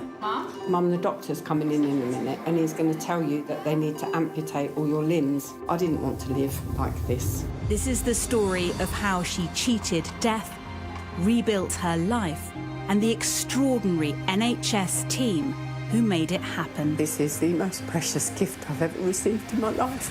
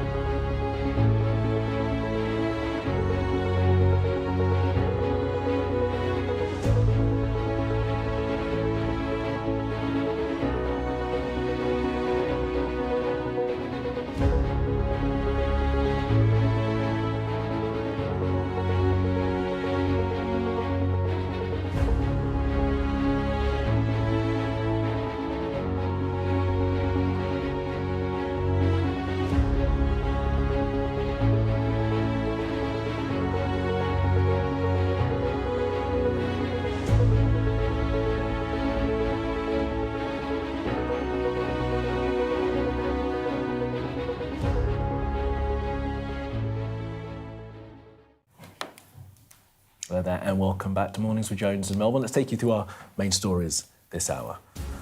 And anti-corruption officers in Ukraine say they're carrying out a search of the office of the Chief of Staff to President Zelensky. Andrei Yermak confirmed that he is providing the investigators with full cooperation and has allowed his apartment too to be searched. It comes less than a week after Yermak held a news conference with the US Secretary of State Marco Rubio proposing that peace plan for Ukraine. Here, the government has abandoned plans to give workers protection against unfair dismissal on day one, as promised in the 2024 Labour manifesto. The change of heart comes after Labour was accused of breaking another manifesto pledge by raising taxes in the budget. And at least 128 people have been killed and hundreds, as many as 200, are still missing after a fire at a high-rise apartment in Hong Kong. Local media report that 2 more people have now been arrested in connection to this, taking the total number of people detained so far there to 5. Now, it's a conversation we have a lot. Definitely. I'm sure you do as well at home. Should children have access to social media? Now, you probably know this, but in Australia, as of the 10th of December, anyone under 16 is going to be banned from having an account on Instagram, TikTok, Facebook, Snapchat and YouTube. But it's not a done deal, as 2 teenagers are challenging it in the country's High Court, saying they're being robbed of their right to free communication. Interesting. Well, let's bring in the parenting commentator Annette Kello and political commentator of Young Voices UK, Noah Hogali. I said that right? Yeah. Thank you, Noah. To debate this and to see where we end up at the end of our conversation. Why don't we start with you, Noah? You think that this ban in Australia is the wrong move and that people should have free access to social media? Ultimately, the reason I have an issue with it is because I just don't think it'll work. I think we need to be very honest with the fact that young people are digitally literate. They know what a VPN is, and within 30 seconds and for free, they can then access the same social media as the rest of the world. And ultimately, this will just push people into the grey parts of the internet, those encrypted channels, Telegram, where they'll be able to see harmful content with no oversight whatsoever. So it's purely a practical objection that you have. You just think that it won't work. Do you have sympathy with the concept, though, the idea of trying to stop under 16s looking at social media? Absolutely. If I was a parent, it would be very much be something that I would be trying to, I think, coach my child through. Obviously, I don't have children at the moment. But I think when we talk about the digital age, we need to be very, very honest about the fact that the children are going into a world that ultimately none of us can really envisage at this point. And we need to make them the best adults they can be and coach them through that journey, not pretend it doesn't exist until they turn 16 and then they're hit by a wave of, potentially difficult algorithms, a world of AI, and we need to make sure that's integrated into our schools as well. Interesting. I'll get you on the philosophy of it later on. But Annette, your thoughts about this and whether or not this ban should be in place? Yes, I mean, we talk about digital health a lot, and whilst there may be children who can go around the VPNs and teenagers that know their thing, I think we have to look at the health aspect of it too. About 23% of teenagers in the UK are on their phones 4+ hours a day, so they're racking up a 35-hour week, and about 27% of teenagers in the UK get bullied on social media. So there is that element to it. Now, if we look at somewhere like Silicon Valley, they're very clever there. They have somewhere called the Waldorf School, and 75% of the tech entrepreneurs in Silicon Valley, so Google, Apple, eBay, send their children to this school because it has 0 screens, they don't use social media. So my thing is, what do they know that we don't know? And I think it's really important as well to talk about the pressure that parents get. I'm a parent to a 7-year-old, and there's this thing of everybody else is on it. You should be on it, Roblox, play the games and all that. But to what extent is that an issue? Because, I mean, this is what the 2 teenagers who are taking the government to the High Court in Australia are arguing. They're saying that it cuts off communication. They say access to kind of political conversations, but also access to their friends. If you live remotely in the country, or, if you perhaps are being bullied at school, you want to try and find... So finding your community, try and find a community, exactly. Find people. It is a very good way of linking up with others to support you. It can be, but what do we do before? There are other ways to do it. And actually, 50% of teenagers actually have very poor sleep in the UK. We know being on screens, it can lead to all sorts of things, mental health, poor focus, less concentration. And we also have that thing where teenagers just can't stop. You know, the phones are made to not be put down. It's like the slot machines at Las Vegas, you know, keep scrolling. And actually, is it good for their health? Yeah. And actually, maybe they're better off being around their peers, communicating. I often speak about this, the art of communication, speaking to people face to face can be way better than screens. But in that challenge for no, that this is the world we find ourselves in now. We may not like the world that we find ourselves in. I think we can probably feel that around this table sometimes, but this is the world. So the best thing we can do is make sure that our kids are digitally literate so they don't end up getting suddenly slammed with all this nonsense on the internet when they come of age and they suddenly can have access to all of it. Isn't that a better way of doing it, slowly? Well, you could say that, but I also think they've got their whole lives to be on screens. You know, if we said, OK, let's ban it until they're 16, they can quickly, I reckon they could quickly speed up on it. And we also have to look at the Safe Screen campaign, which has just started in the UK. I know Sophie Winkleman is a big fan of advocating for it. Hugh Grant is also campaigning to say we don't need to have screens in schools because schools are now using a lot of screens. So I think it's a softly approach, but they really don't need it before 16. And Noah, you've really focused on the practicalities of this, whether kids will just find a way around it. What about the companies themselves? Because in Australia, as I understand it, children and parents aren't going to be punished in any way if they do infringe the rules. It's the social media companies that will be fined. So do you have faith that that system will work? I think there's a lot of parallels with the way that the US tried to police alcohol and got rid of pubs, and all it did was create speakeasies. And I don't want to push those children into digital speakeasies where there's no oversight whatsoever. I think what we need to do is, empower parents to both understand the digital world, because ultimately, look, these 16-year-olds are probably more digitally illiterate than their parents at this stage. Tech is moving very quickly, and it tends to be young people that get on top of it quicker. And a parent can put in as many safeguards as they want now, but a child will probably be able to get around it. And what we need to do is educate rather than pretend that we can click our fingers and that the problem will go away entirely. You can get him. You slightly skirted the thing about companies, though, because, I mean, maybe some companies should be banned. I mean, you mentioned Telegram, you can mention others if you want to, but Meta, Google, should have a greater responsibility. And it's only when they start to feel the pressure that they're going to start losing advertising dollars, they're going to start losing access to people's minds, that they might start acting differently, because they can change these things with their algorithms in a... Again, I don't think it's practicable. You don't think the Meta could change how Instagram works? No, it can absolutely change how Instagram works. And make it less addictive? Oh, potentially, but that's a different discussion. That's a very different discussion. But isn't that part of the reason why Australia wants social media to be banned for 16-year-olds? Because it is an addictive thing. These apps are designed to keep you on it, and that is damaging for schooling, it's damaging for their emotional skills, it's damaging all sorts of factors. Yeah, keeping people on the app and engaging is fundamentally the model. But the question is about whether they can practically understand what age every single person on that app is and how they safeguard that data. I think we're supposed to... We could talk about this all day. And I'm going to ask you one quick question, lastly, as a parent as well. What would you advise parents to do? Because, Noah, you were saying talk to your children, talk about the risks. He hasn't got them yet. But, well, yes. He's telling us to talk Not about quite yet. But, how do parents know what to say when they don't really know what sites their children are looking at? Absolutely. I mean, they do have things where you can put restrictions on them, but I think the ultimate is just giving them a brick phone and everybody aligning together to give them a brick phone just so they can call with it. Yeah, OK. Yeah. Well, it's a debate that's going to go on. We are being wrapped up, aren't we? Yeah, we really have got to stop now. We should do this again when this case goes through court and have another discussion about it, because this is, as we say, is a long-running topic of conversation. Noah, Annette, thanks both for being with us this morning.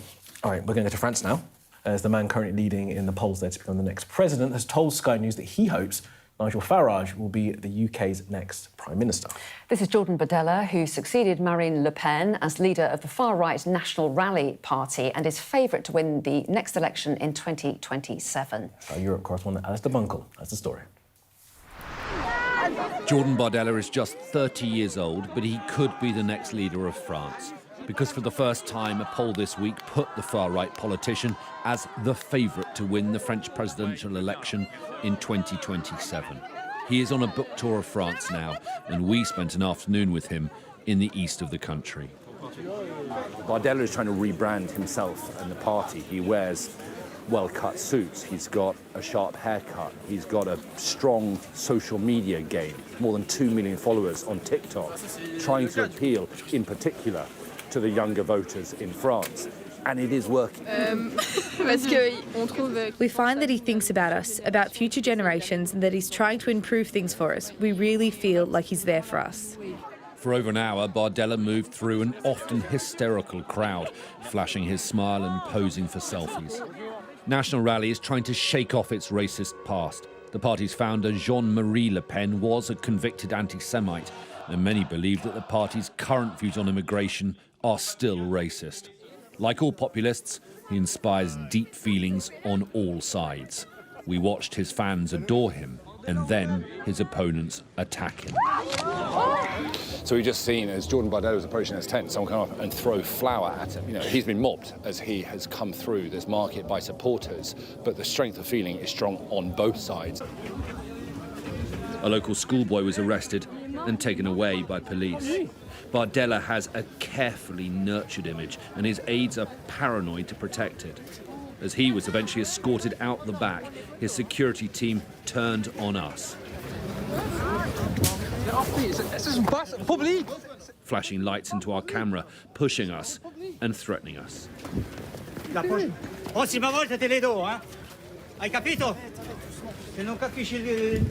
A little later, cleaned up and dusted down, Bardella's smile was back.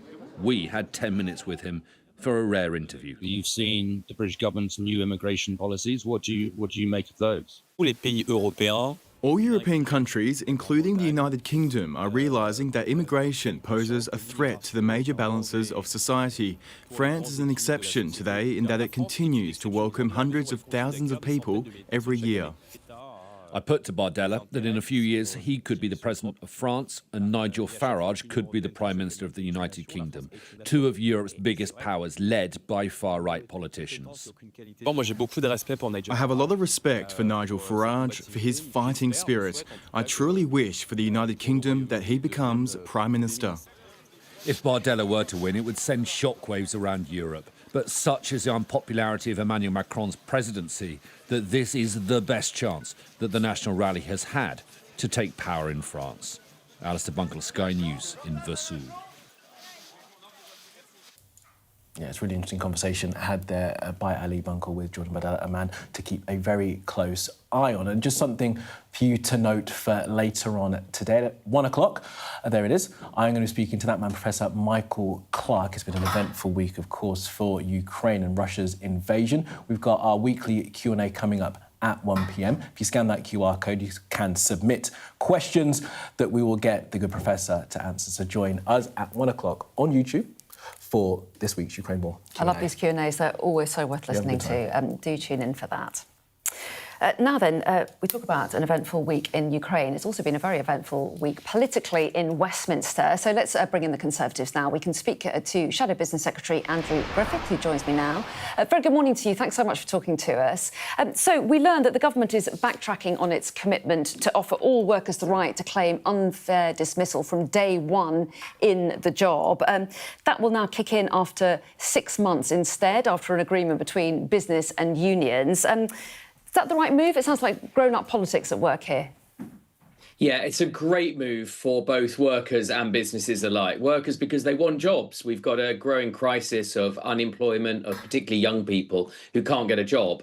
And so anything that helps employers be able to offer them, take a risk on them. The original proposal in Labour's manifesto was just simply wrong. The idea that you could start work at 9 o'clock in the morning and then go to an employment tribunal the very same afternoon with huge costs to the employer. So it is welcome. I'm glad the government have listened. They've U-turned. Not a single business supported that measure. But just to put this in context for your viewers, this was one measure, one page out of a 330-page bill. There's still lots of things in there that are going to damage growth and mean that young people don't get jobs. There's things like an attack on seasonal and flexible working. Right now, it's obviously Christmas. There'll be a lot of people in the shops as we go out this weekend who will be doing that as a piece of seasonal work. And the bill attacks that. There's a union right to roam, part of a big measure of 1970s style union laws that will mean unions can just roam where they want to in private businesses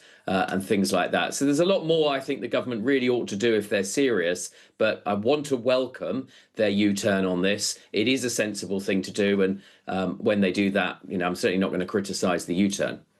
Well, yeah, I mean, you say it's a U-turn. They say they always laid out in the manifesto that there'd be a consultation on this, and they say that's exactly what they've done. They brought businesses and unions together and found this compromise. You talk about some of the other elements that are in that bill. It does include day one rights to sick pay and paternity pay, which will still go ahead. I mean, that's to be welcomed, isn't it?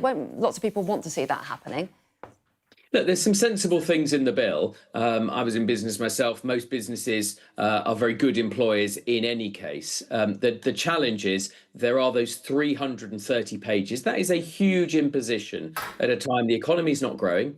We saw yesterday 100,000 young people leaving our country because they feel there are greater opportunities elsewhere. Unemployment's gone up every month this government's been in power. And we just need more growth. And it's only truly the private sector, businesses, the self-employed, that actually gives us that growth. So anything that represents an imposition on that isn't the right way to go. That's our position. 330 pages there. You can take the flamethrower away from the arsonist, but if they've still got lots of matches and lighter fuel, they're still going to do an awful lot of damage. You talk about people leaving the country because they don't feel there's enough for them here. Isn't this about giving people more, giving those young workers more rights?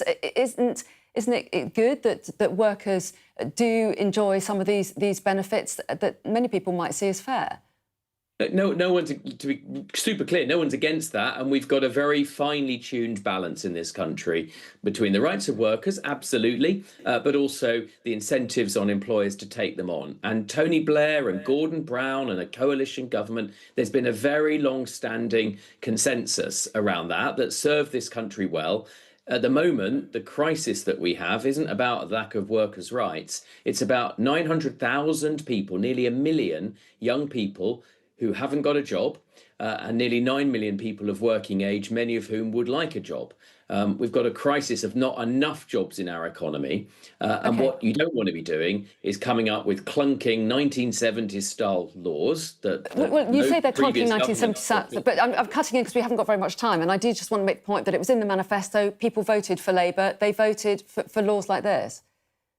Yeah, look, it is a U-turn, and that's not good in politics. I completely accept it's not good for trust in politics. But if there's a really, really damaging measure in a manifesto that shouldn't ever have seen the light of day, and that the government belatedly have listened to businesses and other parties, then that is a good thing, I'm afraid. So you don't want to follow things out the window. If the manifesto on this case was wrong, then it's right that the government have made this U-turn today.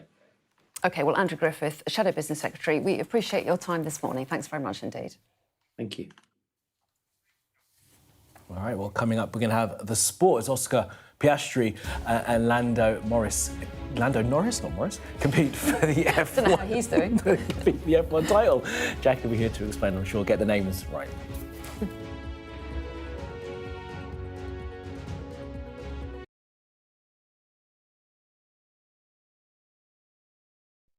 Sky News has been given exclusive data showing every Palestinian who has been killed in Gaza since the war began. Our analysis of this pattern in the killings suggests that entire families were wiped out in their homes or shelters.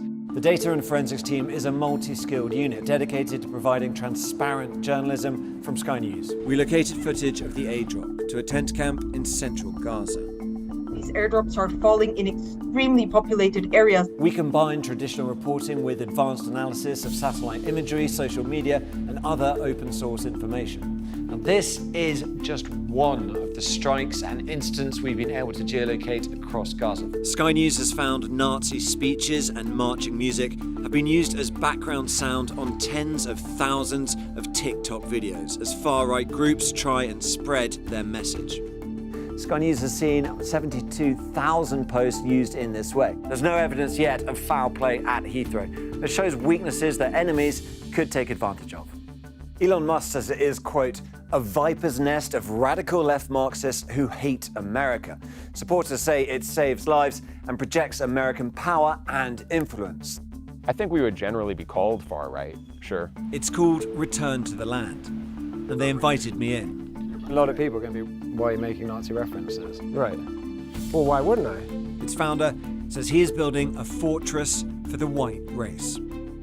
It's a racial association. I kind of want to ask you, after seeing this, do you think what we're doing is immoral? We followed a social media trail that led us to Bristol, where a confrontation between protesters erupted into a full-scale riot. Here it really is pitched battle skirmishes, hurling missiles, throwing punches. I'm Tom Cheshire, Sky's data and forensics correspondent.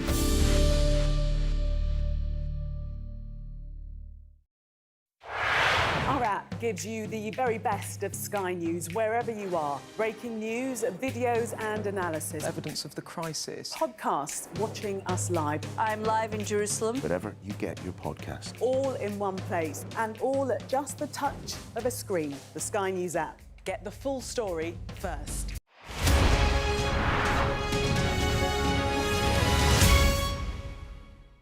There's always more to the news than a headline. We want to discover, to delve a little deeper, to find out what's really going on. Explanation, analysis, the people at the heart of every story.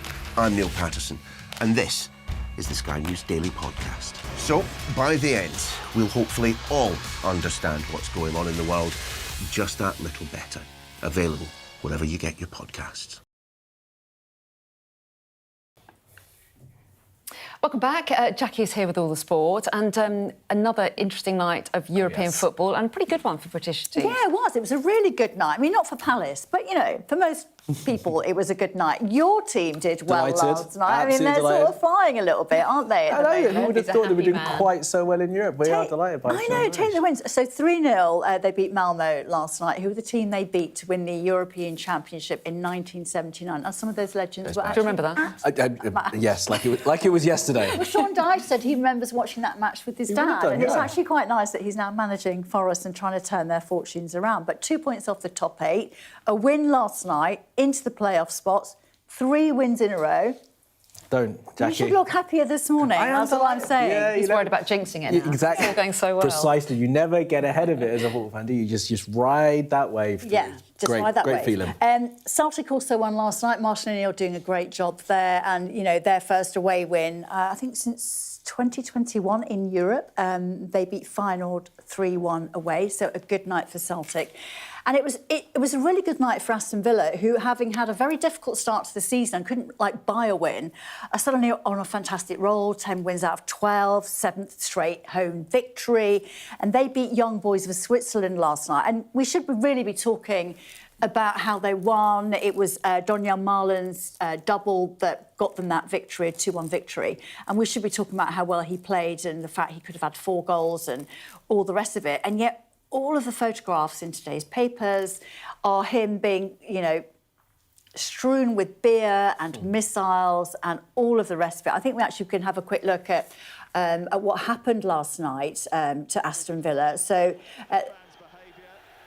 he was struck on the head, Donyell, after an object was thrown from the away end while he was celebrating the first goal.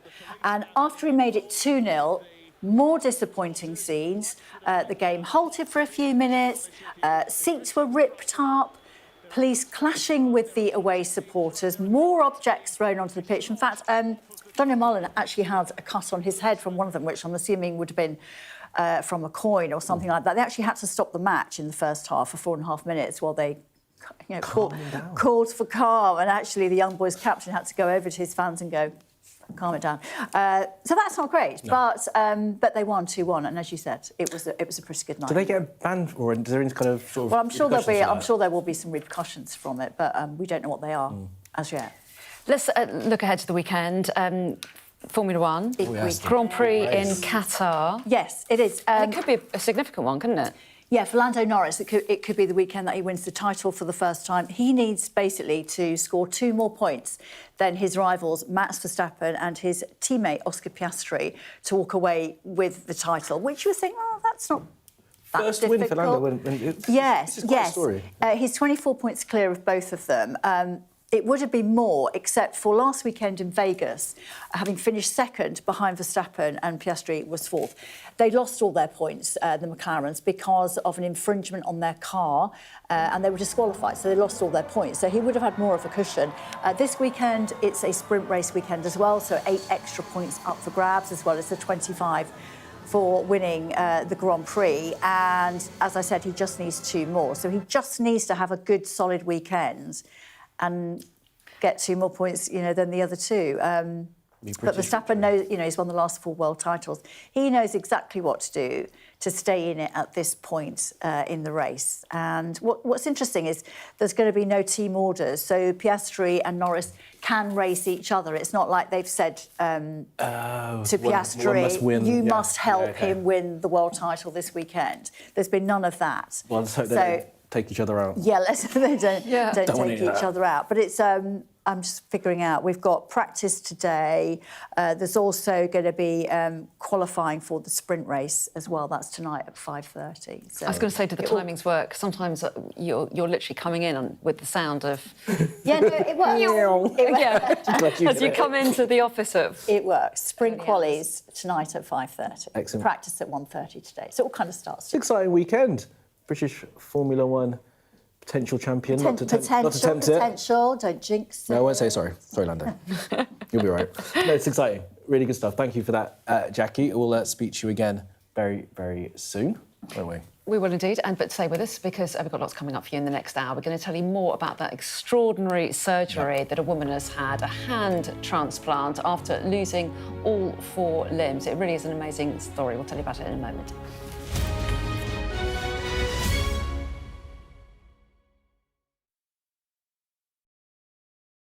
I'm Stephen Murphy and I'm Sky's Ireland correspondent based here in Dublin. The waters of Ireland and Britain should be home to great white sharks. If there are great white sharks in this area, there's no reason they wouldn't come here to feed. It's basically a buffet on a beach.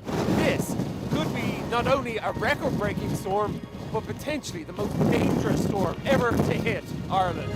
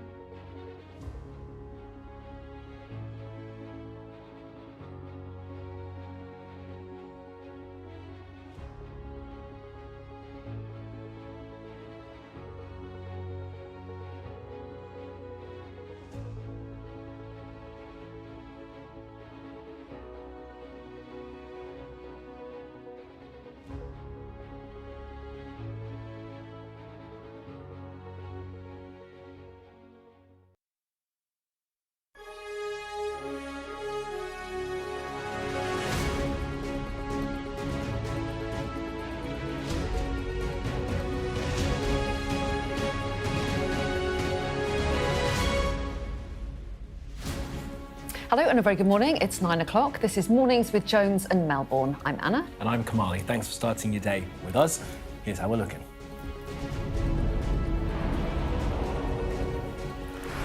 Ukrainian President's Chief of Staff, Andriy Yermak, says that he is cooperating with anti-corruption investigators as his home and office is searched. The incredible journey of one woman, how a run-of-the-mill UTI took her to the brink of death, her subsequent recovery and the gift of a whole new hand. If the donor family do ever see this, thank you very much, because this is the most precious gift I've ever received in my life. Israeli forces have killed 2 Palestinian men in the occupied West Bank after they appeared to be surrendering. Israel claims it's reviewing the incident.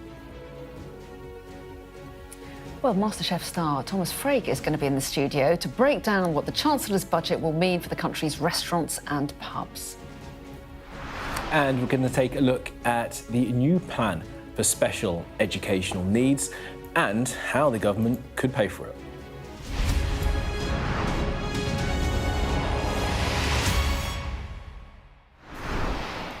Hello, very good morning. Thanks for joining us here today. Now, the office and home of Volodymyr Zelensky's Chief of Staff have been raised as part of an anti-corruption investigation.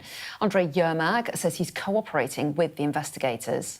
Yeah. He was recently in Geneva talking to the US delegation there as there was discussion around that initial 28-point peace plan put forward by the Russians and the United States. Of course, that peace plan has come to naught for now, but the corruption scandal in Ukraine continues. Let's go now to Ukraine and bring in our security and defence editor, Deborah Haynes. Deb, great to have you with us. So that corruption scandal has now reached the office of President Zelensky's Chief of Staff. Yes, and it really was only a matter of time before this would happen. This scandal has really consumed this country over the last few weeks since it emerged that the 2 key anti-corruption authorities had been investigating a plot into the skimming of around $100 million off Ukraine's energy sector, allegedly involving top officials close to Volodymyr Zelensky, the president. And it is particularly painful for the people of Ukraine to hear about this scandal, given that this country right now is experiencing horrendous blackouts and has been ever since the start of the full-scale invasion, given that Russia has been repeatedly targeting Ukrainian energy infrastructure. So the idea that top officials allegedly getting rich off the back of the suffering of Ukraine in this war is a particularly poisonous element to this whole scandal. Like you said, it's been going on for a number of weeks now in terms of in the public eye. There's been the release of wiretaps allegedly showing officials talking about this plot. And there was an expectation that the Chief of Staff, Andriy Yermak, an incredibly powerful figure in Ukraine, many see him, maybe even more powerful than the president in a lot of regards, a key man in the negotiations that are taking place right now with the US and the Russian side when it comes to peace talks. People have been anticipating that there might be the investigation might reach his door, and that is what is happening today. As you said, he has released a statement saying that he is cooperating fully in the investigation, but this is a very troubling turn and will be incredibly worrying for President Zelensky, given right now he needs to look strong as he leads his country during this most difficult time with pressure from the United States to agree a deal with Russia to end the war. And Deborah, where are we with that potential deal? I mean, that's a really good question as well. I mean, it's again been one of those quite crazy weeks of back and forth diplomacy. It's quite head spinning. Earlier in the week there was all this talk about how the Ukrainians might be ready to agree to a deal. There's been a lot of talks. You mentioned Geneva. There's also been talks in Abu Dhabi. There's an anticipation that the American negotiator Steve Witkoff will be going to Moscow next next week to meet with officials there. There was, of course, that extraordinary revelation by Bloomberg that got their hands on the transcript of a conversation between Witkoff and the senior Russian negotiator, which really seemed to show that Steve Witkoff was, sort of coaching the Russian side on how to deal with President Trump. And that really affirmed for Ukraine their suspicions that there was greater sympathy for the Russian side than there is for Ukraine when it comes to America's position. So a lot to play for. And this corruption scandal really could not happen at a worse time. Absolutely. All right. Deborah, for now in Kyiv, thank you for that. More from you and team throughout the day. And another note, at 1 o'clock today, we will have our Ukraine War Weekly Q&A session with Professor Michael Clark there on the screen right now. You can see, if you scan that QR code, you can submit your questions for Professor Clark about Russia's invasion of Ukraine and, of course, any questions you have about that corruption scandal and how it's now reached the office of Andrei Yermak. Professor Clark will be happy to answer them for you. That's at 1 o'clock on Sky News' YouTube channel. Yeah, he's always worth catching, as are you, of course, putting the questions. Now, we're going to turn to an incredible tale this morning. One woman's journey from a run-of-the-mill infection to sepsis, taking her to the brink of death and then getting a whole new hand. Yeah, it was 8 years ago that Kim Smith contracted a urinary infection while on holiday. Within hours, she was then just told she had just 2 hours to live. Well, 9 weeks later, she woke up and due to sepsis, needed to have her limbs amputated. But after a 4-year wait, Kim underwent one of the rarest and most unusual operations, a hand transplant. Laura Bondog has been following her journey. Kim's had her transplant hopes raised and then crushed 18 times. But just 5 days after she first sat down with Sky News, Kim received another phone call. She said, "We've actually got a match." And I went, "Really? Are you serious? Really?" And I was just like, oh my God. I'm sitting here now. I still can't believe it's actually real. As the surgical team scrub in, Kim asked if she could send a message. I just would like, if the donor family do ever see this, thank you very much, because this is the most precious gift I've ever received in my life. It is a highly complex procedure with life and death intertwined in theatre. 1 week after Kim's surgery, Sky News is waiting for an update. An email arrives. Kim is not currently very well. Another week passes. I'm finally back in the land of living. I don't know if you've heard, but I had a bit of a near one with death again. Nearly 2 weeks after we saw her wheeled into theatre, Kim is in intensive care. Poorly, but alive. She had 2 hands transplanted, but her blood pressure plummeted during surgery, and doctors could only save 1. Have a quick look at both hands. Yeah. Excellent. Straighten out and just bend the thumb and the fingers. That's really good. Really lovely. Well, Laura's here with us now, and that's a really moving moment, isn't it? Just seeing her moving her fingers. I mean, something that we all take for granted, but for her, after all that she's been through, just the most extraordinary moment. It is extraordinary. She's a remarkable person, and the whole team that makes this happen is remarkable as well, because our hands aren't just tools for us, are they? They are expressions of our identity, emotion, connectivity. And unlike any other internal organs, you've never seen your own heart, really, have you? We know our hands, we know what they look like, which is why it's so rare, because not only do you have to have a tissue match, but you need to take into consideration things like gender, size of the hands, skin colour, ethnicity, even tattoos. All these things make a real difference. And while surgeons can transplant across all of those factors, you do need to consider them, which is why it takes a long time to get on the waiting list. And these surgeries are rare. Kim is just the 12th person in the UK to receive one. Another reason why they're so rare is because, tragically, only 1% of deaths are potential for organ donation, even lower for hands, because you've got to sort out the size and all that kind of thing. I mean, the good news is we're getting better at saving lives, but of course that's not good if you're on the waiting list, and you need a very specific death for organ donation. It's usually, sadly, a very sudden, unexpected death, like a brain hemorrhage. So it's amazing for Kim. It really has changed her life. And she's already able to do the things we take for granted: hold a drink, brush her teeth, brush her hair.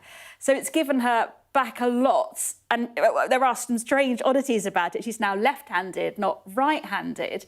But being able to hold her granddaughter's hand, I mean, that's why she is so grateful to that family who, in their moment of absolute grief, took this huge decision that has given Kim this enormous gift. And that's why, obviously, Kim and the teams that do these surgeries say we need to have these difficult chats about death and donation, because you can't do it on the day. It's too much to deal with. And it's not part of that opt-out scheme for other organs, is it? I mean, even the opt-out system hasn't made any difference. The number of donations actually going down because we're good at saving lives. I mean, things like car crashes, for example, road safety is so much better. People aren't dying in road accidents as much. So lots to go on here. But ultimately, for Kim, this Christmas, she's going to be able to decorate the Christmas tree, hold her granddaughter's hand, open presents. It has made such a difference. It absolutely is. And your film's called The Gift, which, for obvious reasons. It's on tonight at 9 o'clock on Sky News, and you can watch it now.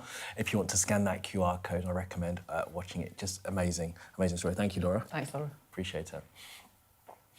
Now, to Hong Kong, and the government there say that 128 people have now died after that fire at a block of flats. Rescuers say that the search for others has now ended. 200 people, though, still missing. Yeah, authorities have admitted fire alarms in the buildings that caught fire were not operating properly. And local media reports that another 2 people have been arrested, which takes the total number of arrests to 5. Well, Helen Ann Smith, our Asia correspondent, is there and says this.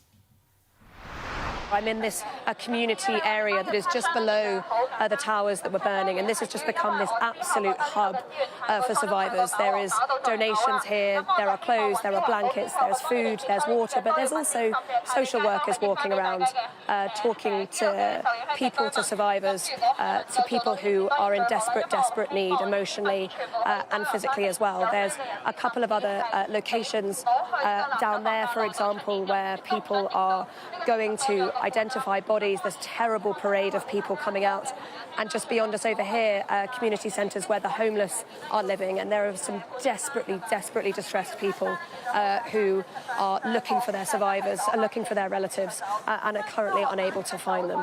And it is desperately sad. But I think it is worth saying that the mood here is shifted slightly in the last 24 hours. Yesterday, there was a sense everyone pitching in, sort of frenetic, doing everything they could, dazed, a bit shocked. Today, it does feel that there is a sense of anger. There's a tension, there's an anxiety, not just focused at the construction company, who many say were not adhering to decent fire safety standards, but also as well at the authorities. Lots of people saying that they should have played a greater role in enforcing some of that fire safety issues, that concerns that residents had months ago were battered away. People are saying, people are accusing the authorities of deflecting some of the blame. But look, I think a lot of that anger may well bubble up, may well play out and get larger in the days, potentially the weeks to come as well. Remember, Hong Kong has gone through such huge political change in the last 5 or 6 years, and I think there is that tension bubbling away under the surface here amidst what is still a deeply awful human tragedy. And reporting there from Hong Kong, more from her and team, of course, throughout the day here. Now, to the Middle East, and footage shows Israeli forces killing 2 Palestinian men in the West Bank after they appear to be surrendering. Yeah, the men are seen leaving a building and lying on the ground in front of Israeli forces in the northern city of Jenin. Palestinian authorities have identified them as 26-year-old Al-Muntasir Abdullah and 27-year-old Yusuf Assasa. Now, in the video, both men can be seen lifting their shirts and holding their hands in the air to show they weren't carrying weapons or explosives. The Israeli soldiers then appear to order the men back inside the building before shooting them. Well, our Middle East correspondent, Alistair Bunkle, has this. As so often, you have a massive schism, frankly, between the two sides, because there is outrage among Palestinian communities at what they see as an extrajudicial killing by Israeli forces. This was carried out by the Israeli border police, who actually operate under the auspices of the IDF, and there were Israeli military troops there as well at this moment. This was all part of a very big series of activities in the Jenin area, which has long been a scene of tension between Israel, which of course occupies the West Bank through its military, and Palestinians who have pushed back against that occupation. So Israel will describe these people as having been terrorists. The Palestinians, I'm sure, will push back against that, and they will look at that video and say these were people who were trying to surrender at the time, and already a number of legal experts in the West Bank have accused Israel of either an extrajudicial killing or, in some more pointed comments, a war crime by shooting a prisoner who is in the process of trying to surrender. So this has real combustible potential at a time when tensions are high in the West Bank. Now, the Israelis deny all of that. Itamar Ben-Gvir, the very far-right minister in charge of national security, says that, quote, terrorists must die, and offered his full support to the IDF and the border police. And the IDF has put out a statement. Let me read it to you. It says, the wanted individuals were affiliated with a terror network in the area of Jenin. The forces entered the area, enclosed the structure in which the suspects were located, and initiated a surrender procedure that lasted several hours. Following their exit, fire was directed towards the suspects. The incident is under review by the commanders on the ground and will be transferred to the relevant professional bodies. Now, some of that, I guess, is unarguable. They were clearly in a building.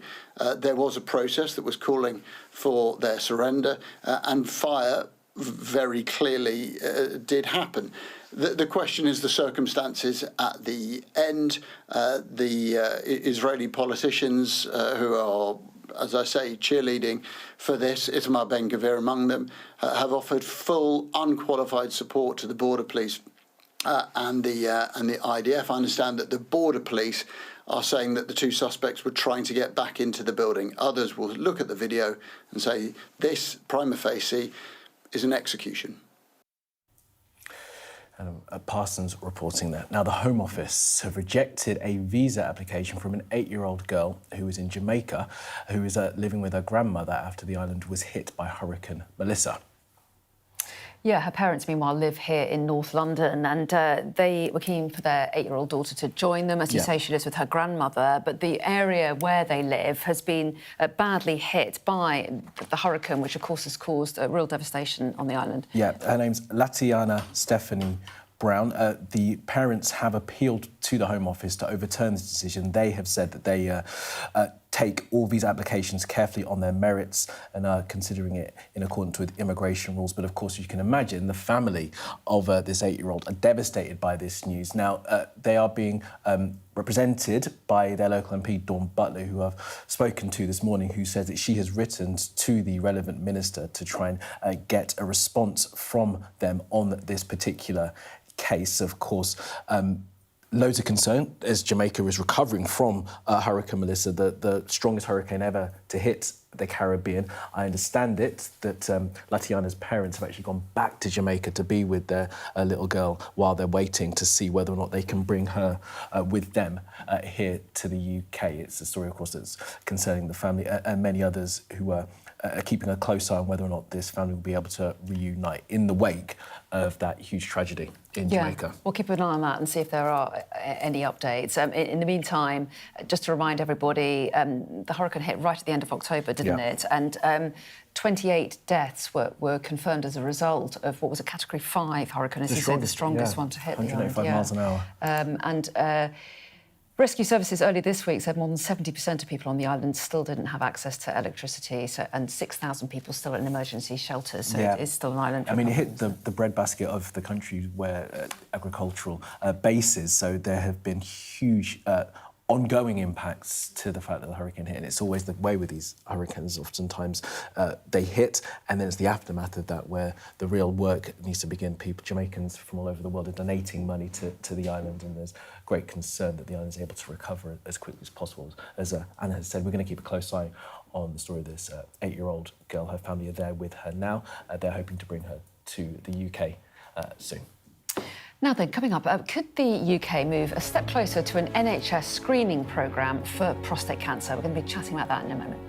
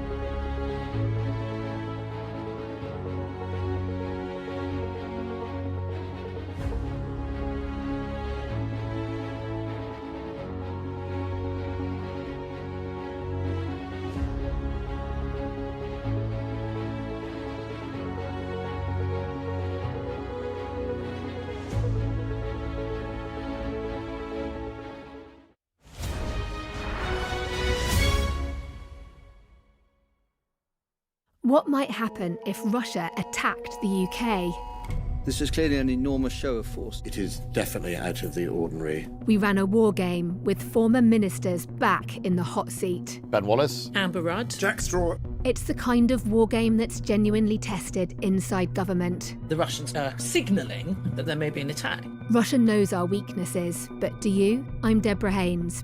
From Sky News and Tortoise, this is The War Game. Listen wherever you get your podcasts. We are under Israeli military restrictions in terms of some of the things that we can film, but it's important to be in there. What a slow drive for the president as he approaches his golf club. 4 more years! Free wherever you get your news.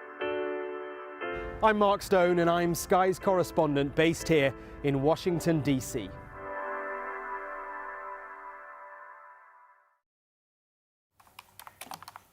Welcome back. Let's talk about prostate cancer now, because it's been front and centre over the past week or so after Lord Cameron revealed that he'd been treated for it. Yeah, now 1 in 8 men will have the disease in the UK, but today the National Screening Committee will reveal its draft recommendation on whether or not the NHS should adopt a national screening programme for it. Well, let's speak to a representative from Prostate Cancer UK, Chiara Di Biase, who's joining us from Leeds. Chiara, thanks so much for making the time to speak to us today. Just talk to us about what this screening programme could do. Thank you very much for having me. Yes, so what we're really hoping to hear today, or what we strongly believe we're ready for, is what we call a targeted screening programme. So in prostate cancer, there are several levels of risk of getting prostate cancer, and we believe that for black men over the age of 45 and for men with a family history of prostate cancer, that risk is known to be that much higher. And that's what we really hope we will get a good outcome from the National Screening Committee today. We've been waiting 3 years for this outcome, so we hope we'll be able to celebrate, at least for these men most at risk. Why do you think that the best plan is to have a targeted screening programme? Clearly, any screening programme is something that you would welcome, but why not one for all men over 50, for example? I mean, with breast cancer, you have access to mammograms when to the screening programme when you're over a certain age. Why should men not have that for prostate cancer? We absolutely want that, and that is our North Star aim. And targeted screening programme will be a really powerful first step towards that. But the reality of it is the way we diagnose prostate cancer has changed so significantly over the last 10 to 15 years that we simply haven't got enough evidence yet of what happened to those men that were diagnosed 10, 15 years ago when we started to use MRI in the pathway. But what we do know is the men that are most at risk, there is sufficient evidence, we hope, for that cohort of men. For all of them, for all of the men, as you said, all of the men over 50, Prostate Cancer UK are already working on the solution with some 6 of the world's leading urologists through our Transform trial, which actually we launched just last week, where men will start to be invited by their GPs to join the Transform trial. And there's been a little bit of misinformation about Transform, so I'm delighted to confirm that it'll just be in 2 years' time that we'll start to see the first results from the Transform trial, which we will put back to the National Screening Committee to get another step closer to what we all want, which is a screening programme for all men over 50. And Chiara, we don't have loads of time, but there is a disparity, isn't there, in the number of black men that get prostate cancer. 1 in 4 black men, 1 in 8 of the total population, 1 in 4 black men, though, will get prostate cancer. Are we clear yet as to why our community is so affected by this disease? No, and again, we're investing millions of pounds into, especially at the moment, what we call real-world evidence research, because you're quite right. It's 1 in 4 black men will get prostate cancer. They're twice as likely to die from their disease. And there are some really difficult questions that we're desperately trying to find the answers to. And again, we're working with researchers, with our NHS clinicians, and doing it through the power of partnership, so we can start to answer these really important questions. But a targeted screening programme will just go that bit further, so we can start to save the lives. This is a very curable cancer. 12,000 men still die every year, and we hope today is going to be a step towards a world where men don't die from their prostate cancer. Absolutely. Worthy work, Chiara DiBiase. Thank you so much, and all the best in the programme and all your work. Yeah, do stay with us. We're going to talk about the budget next with MasterChef winner Thomas Frake.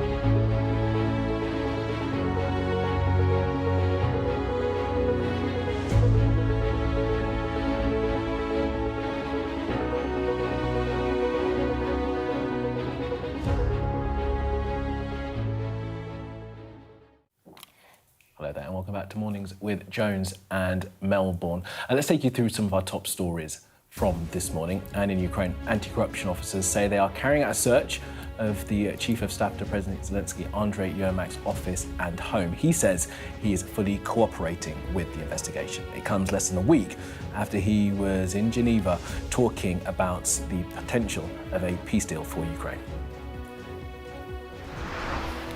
Here, the government has abandoned plans to give workers protection against unfair dismissal on day one, as promised in the 2024 Labour manifesto. This change of heart comes after Labour was accused of breaking another manifesto pledge by raising taxes in the budget.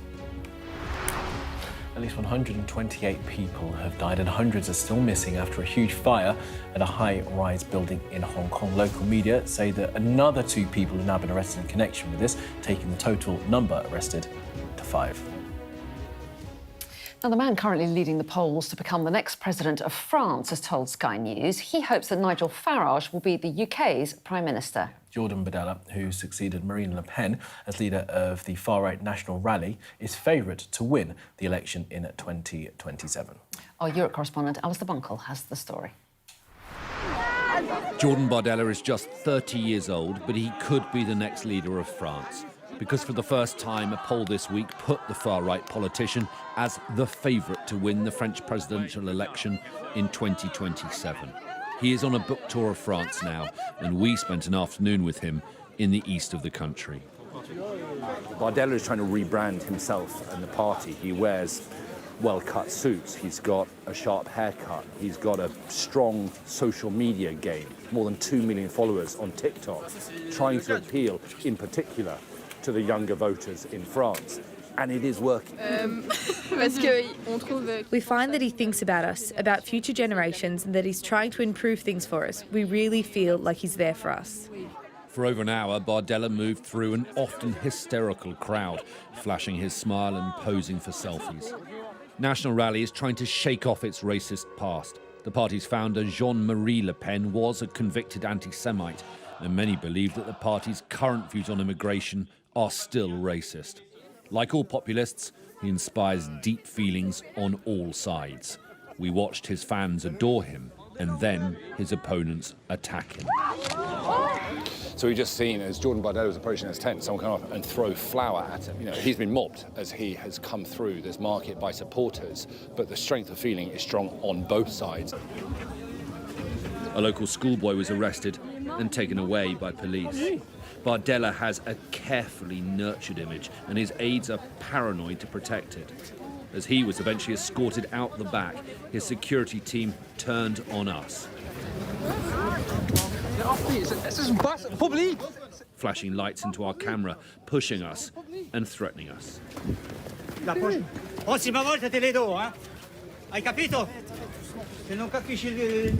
A little later, cleaned up and dusted down, Bardella's smile was back. We had 10 minutes with him for a rare interview. You've seen the British government's new immigration policies. What do you make of those? All European countries, including the United Kingdom, are realising that immigration poses a threat to the major balances of society. France is an exception today in that it continues to welcome hundreds of thousands of people every year. I put to Bardella that in a few years he could be the president of France and Nigel Farage could be the Prime Minister of the United Kingdom, 2 of Europe's biggest powers led by far-right politicians.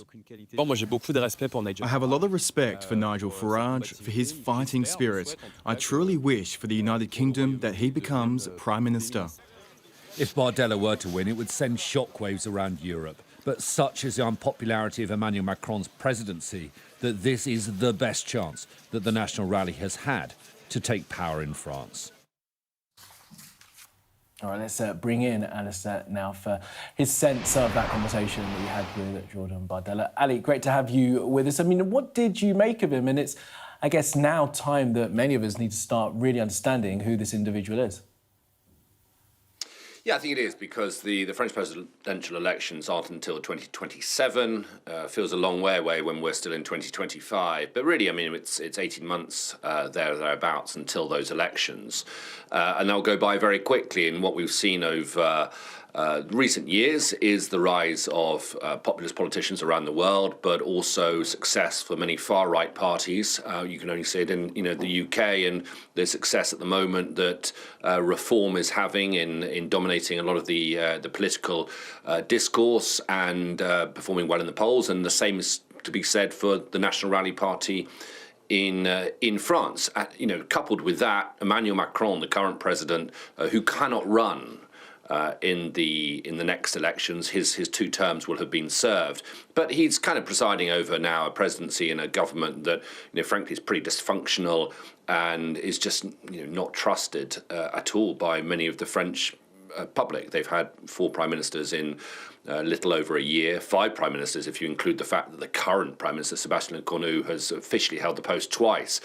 They've got a debt to GDP ratio that is spiralling out of control and into a crisis. And so I think the mood in France at the moment is potentially one that will look to the likes of the National Rally as an alternative to vote for. Now, National Rally have sort of increasingly become more and more successful in France. They've done well in the National Assembly elections, the kind of the equivalent of the House of Commons. They've done well in presidential elections, finishing second last time. But this might be their moment. And Bardella is kind of the pin-up boy. He, 30 years old, very young. He brushed that kind of concerns away to me and said, well, look at, the new mayor of New York, for example. He's young. Look at a former prime minister of France. He's young, says he can do the job. But for many people, he and the party that he represents, the old party of Jean-Marie Le Pen, is still very much a racist machine. And there are many in France who do not want to see him in power. Ali, thanks very much indeed. Thanks for that. Yeah. Go. Hospitality. All over the UK. But if you work in the sector, you probably didn't feel overly encouraged by the Chancellor's budget on Wednesday. Well, yes, it brought wins in some areas. It largely added pressure to an industry already dealing with some of the tightest margins in the economy. So let's chat a little bit more about this. Thomas Frake won MasterChef in 2020 and is the executive chef at the Silks Public House in Wiltshire and is here with us. Very good morning to you. Thanks so much for coming in. So what's your feeling about the budget? We've taken a couple of days to digest it now, and I think it's broadly quite disappointing for publicans, for restaurateurs, for the hospitality and small, medium businesses in general.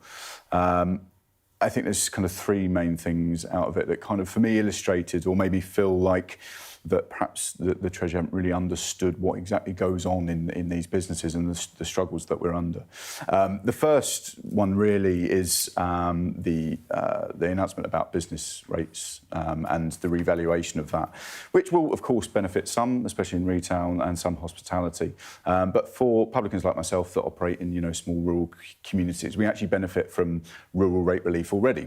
So actually, as a tangible benefit, it's not a lever that we can particularly use to improve profitability. So it might in the improve business. things for others, but not necessarily you. Of course, for some of the bigger businesses, sure, but for ones that are small, rural like ourselves, we've already got a benefit there, so it's not really a lever we can pull. The second one is the announcement on draft beer duty coming down, but that's almost immediately offset by an increase in line with inflation on other alcohol, spirits and wine. Spirits 30 pence a bottle, wine 50p.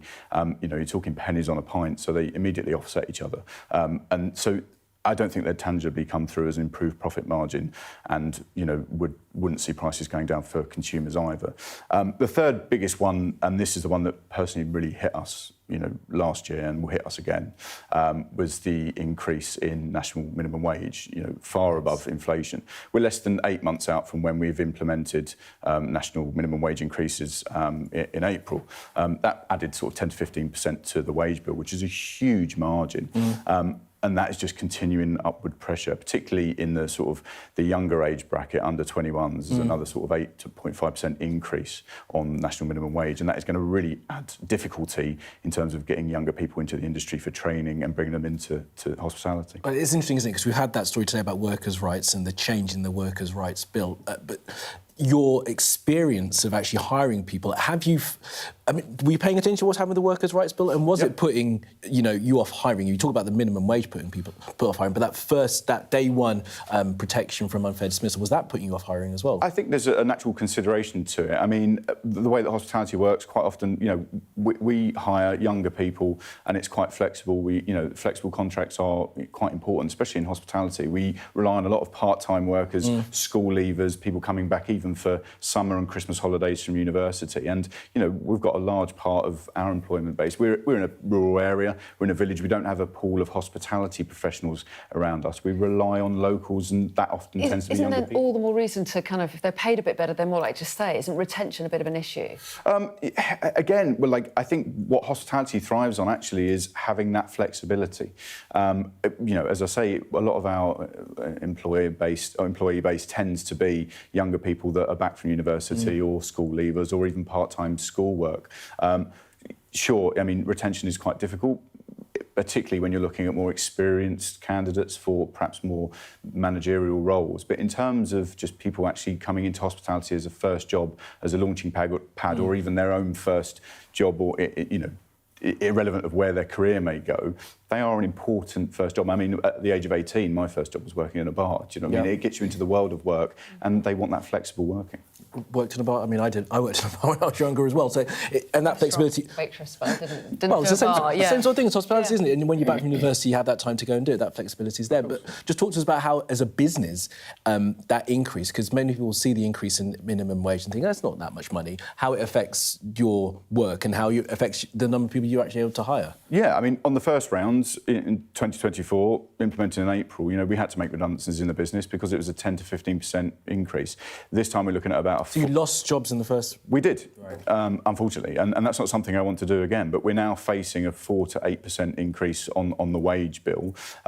Quite frankly, we can't make redundancies because we're such a lean team anyway. Wow. And ultimately, what that does is just put pressure on being profitable, so we have decisions to make. We ought to let you go, but I very quickly want to ask if you're seeing changing habits from people. We hear about people going and ordering starters and a drink, but not necessarily having a full meal. Do you feel that people are coping with feeling that money's a bit tighter by changing habits? We are about 18-20% up in terms of footfall, but in terms of average spend, it's down. People have got less money to spend. There is people coming away from spending money on alcohol particularly, and hospitality is resilient. We change, we have mocktails, we have food offerings, we have alcohol-free offerings, but that general spend in the restaurant is coming down, I think, because money's tighter in the economy. But they still want the experience, yeah. Well, Thomas Frey, really appreciate you coming in. Thanks so much for your time. Thank you. Thank you for being with us.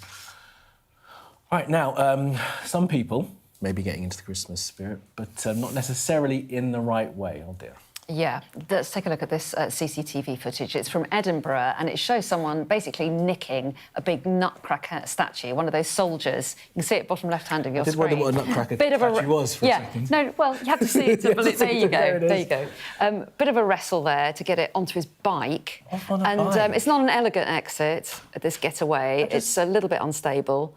Do you think it then goes in the garden afterwards? What do you do with it? I know. Christmas decorations? I'm not quite sure.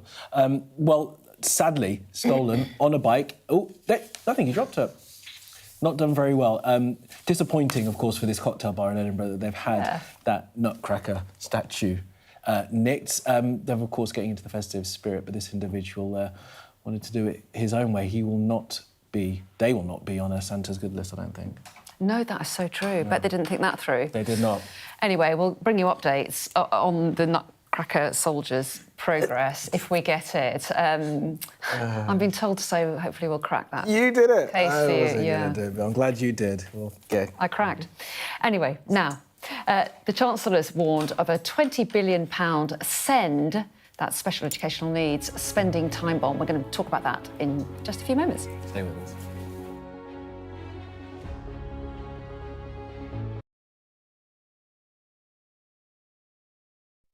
Sky News has been given exclusive data showing every Palestinian who has been killed in Gaza since the war began. Our analysis of this pattern in the killings suggests that entire families were wiped out in their homes or shelters.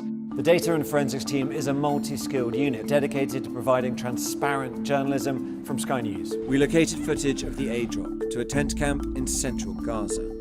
These these airdrops are falling in extremely populated areas. We combine traditional reporting with advanced analysis of satellite imagery, social media, and other open source information. Now, this is just one of the strikes and incidents we've been able to geolocate across Gaza. Sky News has found Nazi speeches and marching music have been used as background sound on tens of thousands of TikTok videos as far-right groups try and spread their message. Sky News has seen 72,000 posts used in this way. There's no evidence yet of foul play at Heathrow. It shows weaknesses that enemies could take advantage of. Elon Musk says it is, quote, a viper's nest of radical left Marxists who hate America. Supporters say it saves lives and projects American power and influence. I think we would generally be called far-right, sure. It's called Return to the Land, and they invited me in. A lot of people are going to be, why are you making Nazi references? Right. Well, why wouldn't I? Its founder says he is building a fortress for the white race. It's a racial association. I kind of want to ask you, after seeing this, do you think what we're doing is immoral? We followed a social media trail that led us to Bristol, where a confrontation between protesters erupted into a full-scale riot. Here it really is pitched battle skirmishes, hurling missiles, throwing punches. I'm Tom Cheshire, Sky's data and forensics correspondent.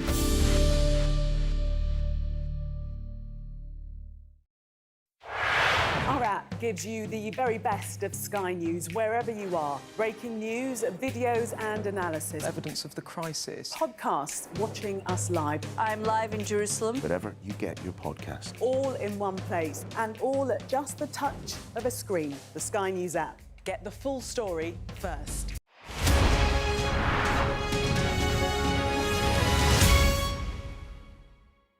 I'm Stephen Murphy, and I'm Sky's Ireland correspondent based here in Dublin.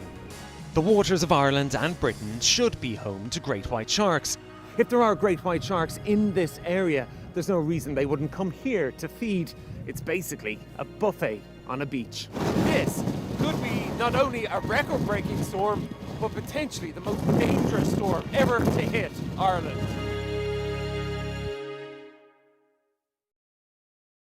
Traveling is not just about the destination. It's also about how you get there. Fly Emirates, fly better.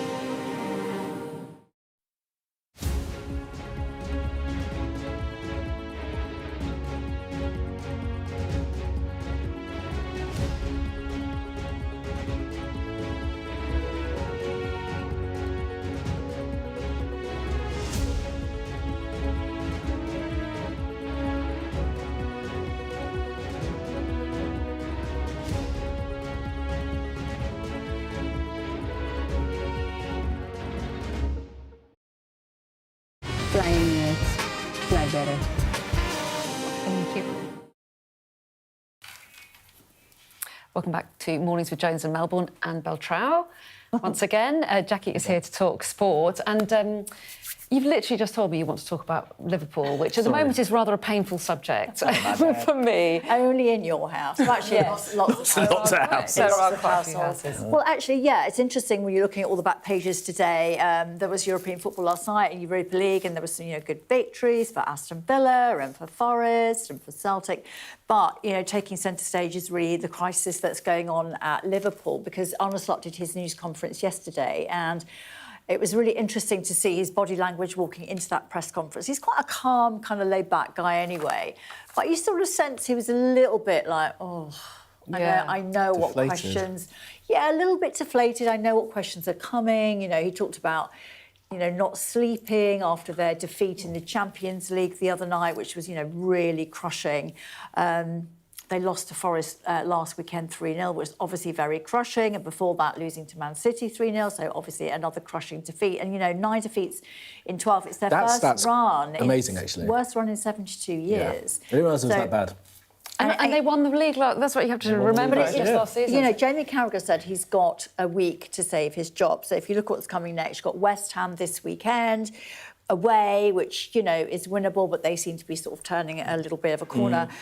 Away at Sunderland, that's a difficult one. Sunderland have been really good and really good at home.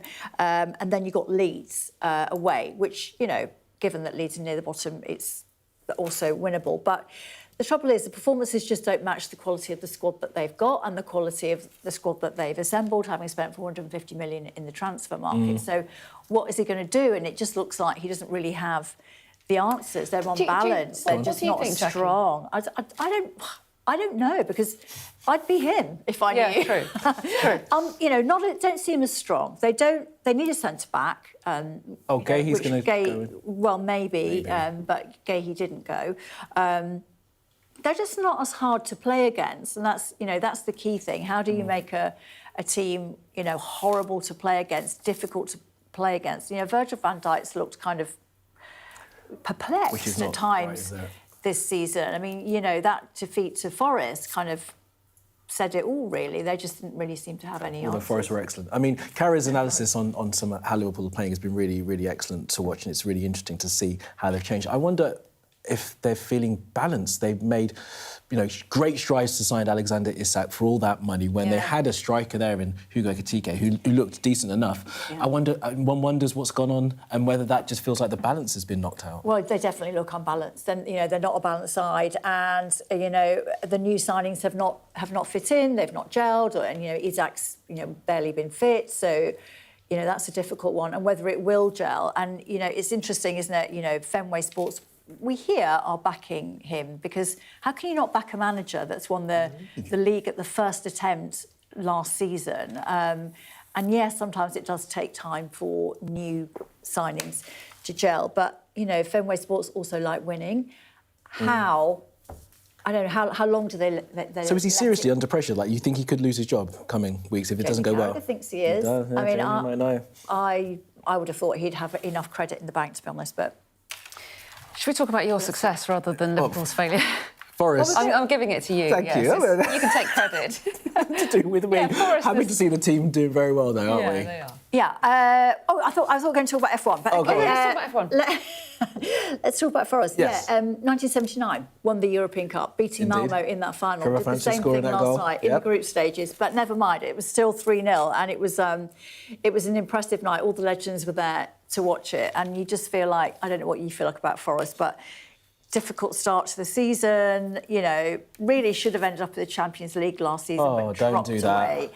And they seem to be turning a corner under Sean Dyche, who's a real Forest man. Yeah, everyone's very happy. There's a smiling face at the City Ground, which is good night for Villa as well, we should say, and a good night for Salford as well. All right. Brilliant. Jackie, thanks very much indeed. And we'll be looking out for Formula One over the weekend. Yes, we will. Grand Prix. Yeah, practice today, qualies tonight for the sprint. Cool. We'll do it soon. Thank you, Jackie. All right, well, let's get a bit more now on this week's budget. It finally happened, Anna. Yeah, there was a big build-up, wasn't there? It's quite the build-up. The Prime Minister's been on the defensive, insisting that Labour is keeping its election manifesto promises despite taxes going up. Well, in this week's Electoral Dysfunction podcast, the budget special, Beth, Harriet and Ruth look at why the Prime Minister has been dodging questions and whether his government is gaslighting the public. They can argue on technicality that they haven't breached the manifesto because they didn't lift rates. But the Chancellor herself said in the Commons a year ago she wouldn't extend the freeze because it would hurt working people. And they've just blown those doors open, really. And I think there's a credibility gap.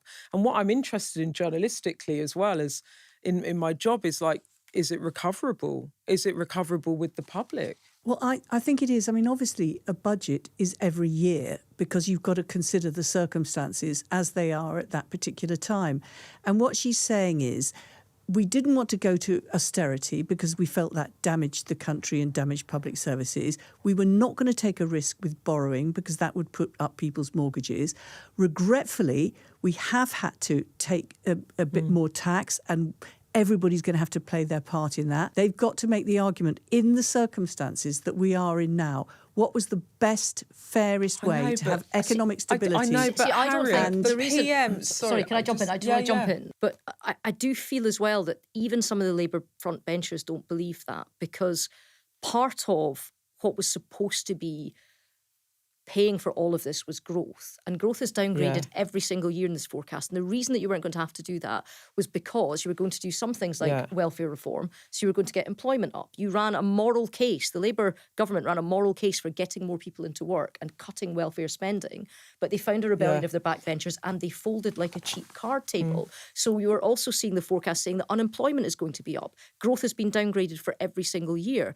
And in terms of just leaving the pitch wide open for the Tories to come in and my own party to come in and say, look, you are taxing working people to pay for people on welfare, to pay for the benefits bill, and this is the same old Labour. And the same old Labour, if you get that same old Labour tag after you ran on a manifesto called change and ran on a platform for change, and you look like the same as you've always been, high tax, high spend, high welfare, hate anybody that makes any money, hate any businesses trying to get on, like you've got a really low shelf life. That was Ruth Davidson speaking in that Electoral Dysfunction podcast. It's a good one this week. It's always good, actually. And if you take the time, you can find that QR code that's popping up on screen any moment now, and you can listen to the latest episode of Electoral Dysfunction with Beth Harriet and Ruth Davidson, who of course, are talking, as you heard there, about the travails of the Prime Minister this week after the budget is finally issued. Oh, there it is. There you go. There's the QR code. We'll try and find another QR code in a minute as well. Because at 1 o'clock today, I will be joining Professor Michael Clark for our weekly Ukraine War Q&A session. You can still submit your questions if you can scan that QR code they see on screen now and get involved in the conversation with the professor. We found out this morning that Andrei Yermak, the Chief of Staff to President Zelensky, is being investigated by the corruption agencies within Ukraine, a corruption scandal that's roiled that country for the past couple of weeks as they continue to fend off the Russian invasion. And now that scandal has reached the office of the Chief of Staff to President Zelensky. He says he's cooperating. We'll have more detail throughout the day on Sky News. And of course, if you have questions for Michael about it and about the rest of Russian invasion, contact us via that QR code. Will be on our YouTube channel at 1 o'clock today. Indeed, and do stay with us because we'll have lots coming up at the top of the hour, including the latest from Hong Kong, as officials there are saying that 128 people are now known to have died. All the latest coming up next.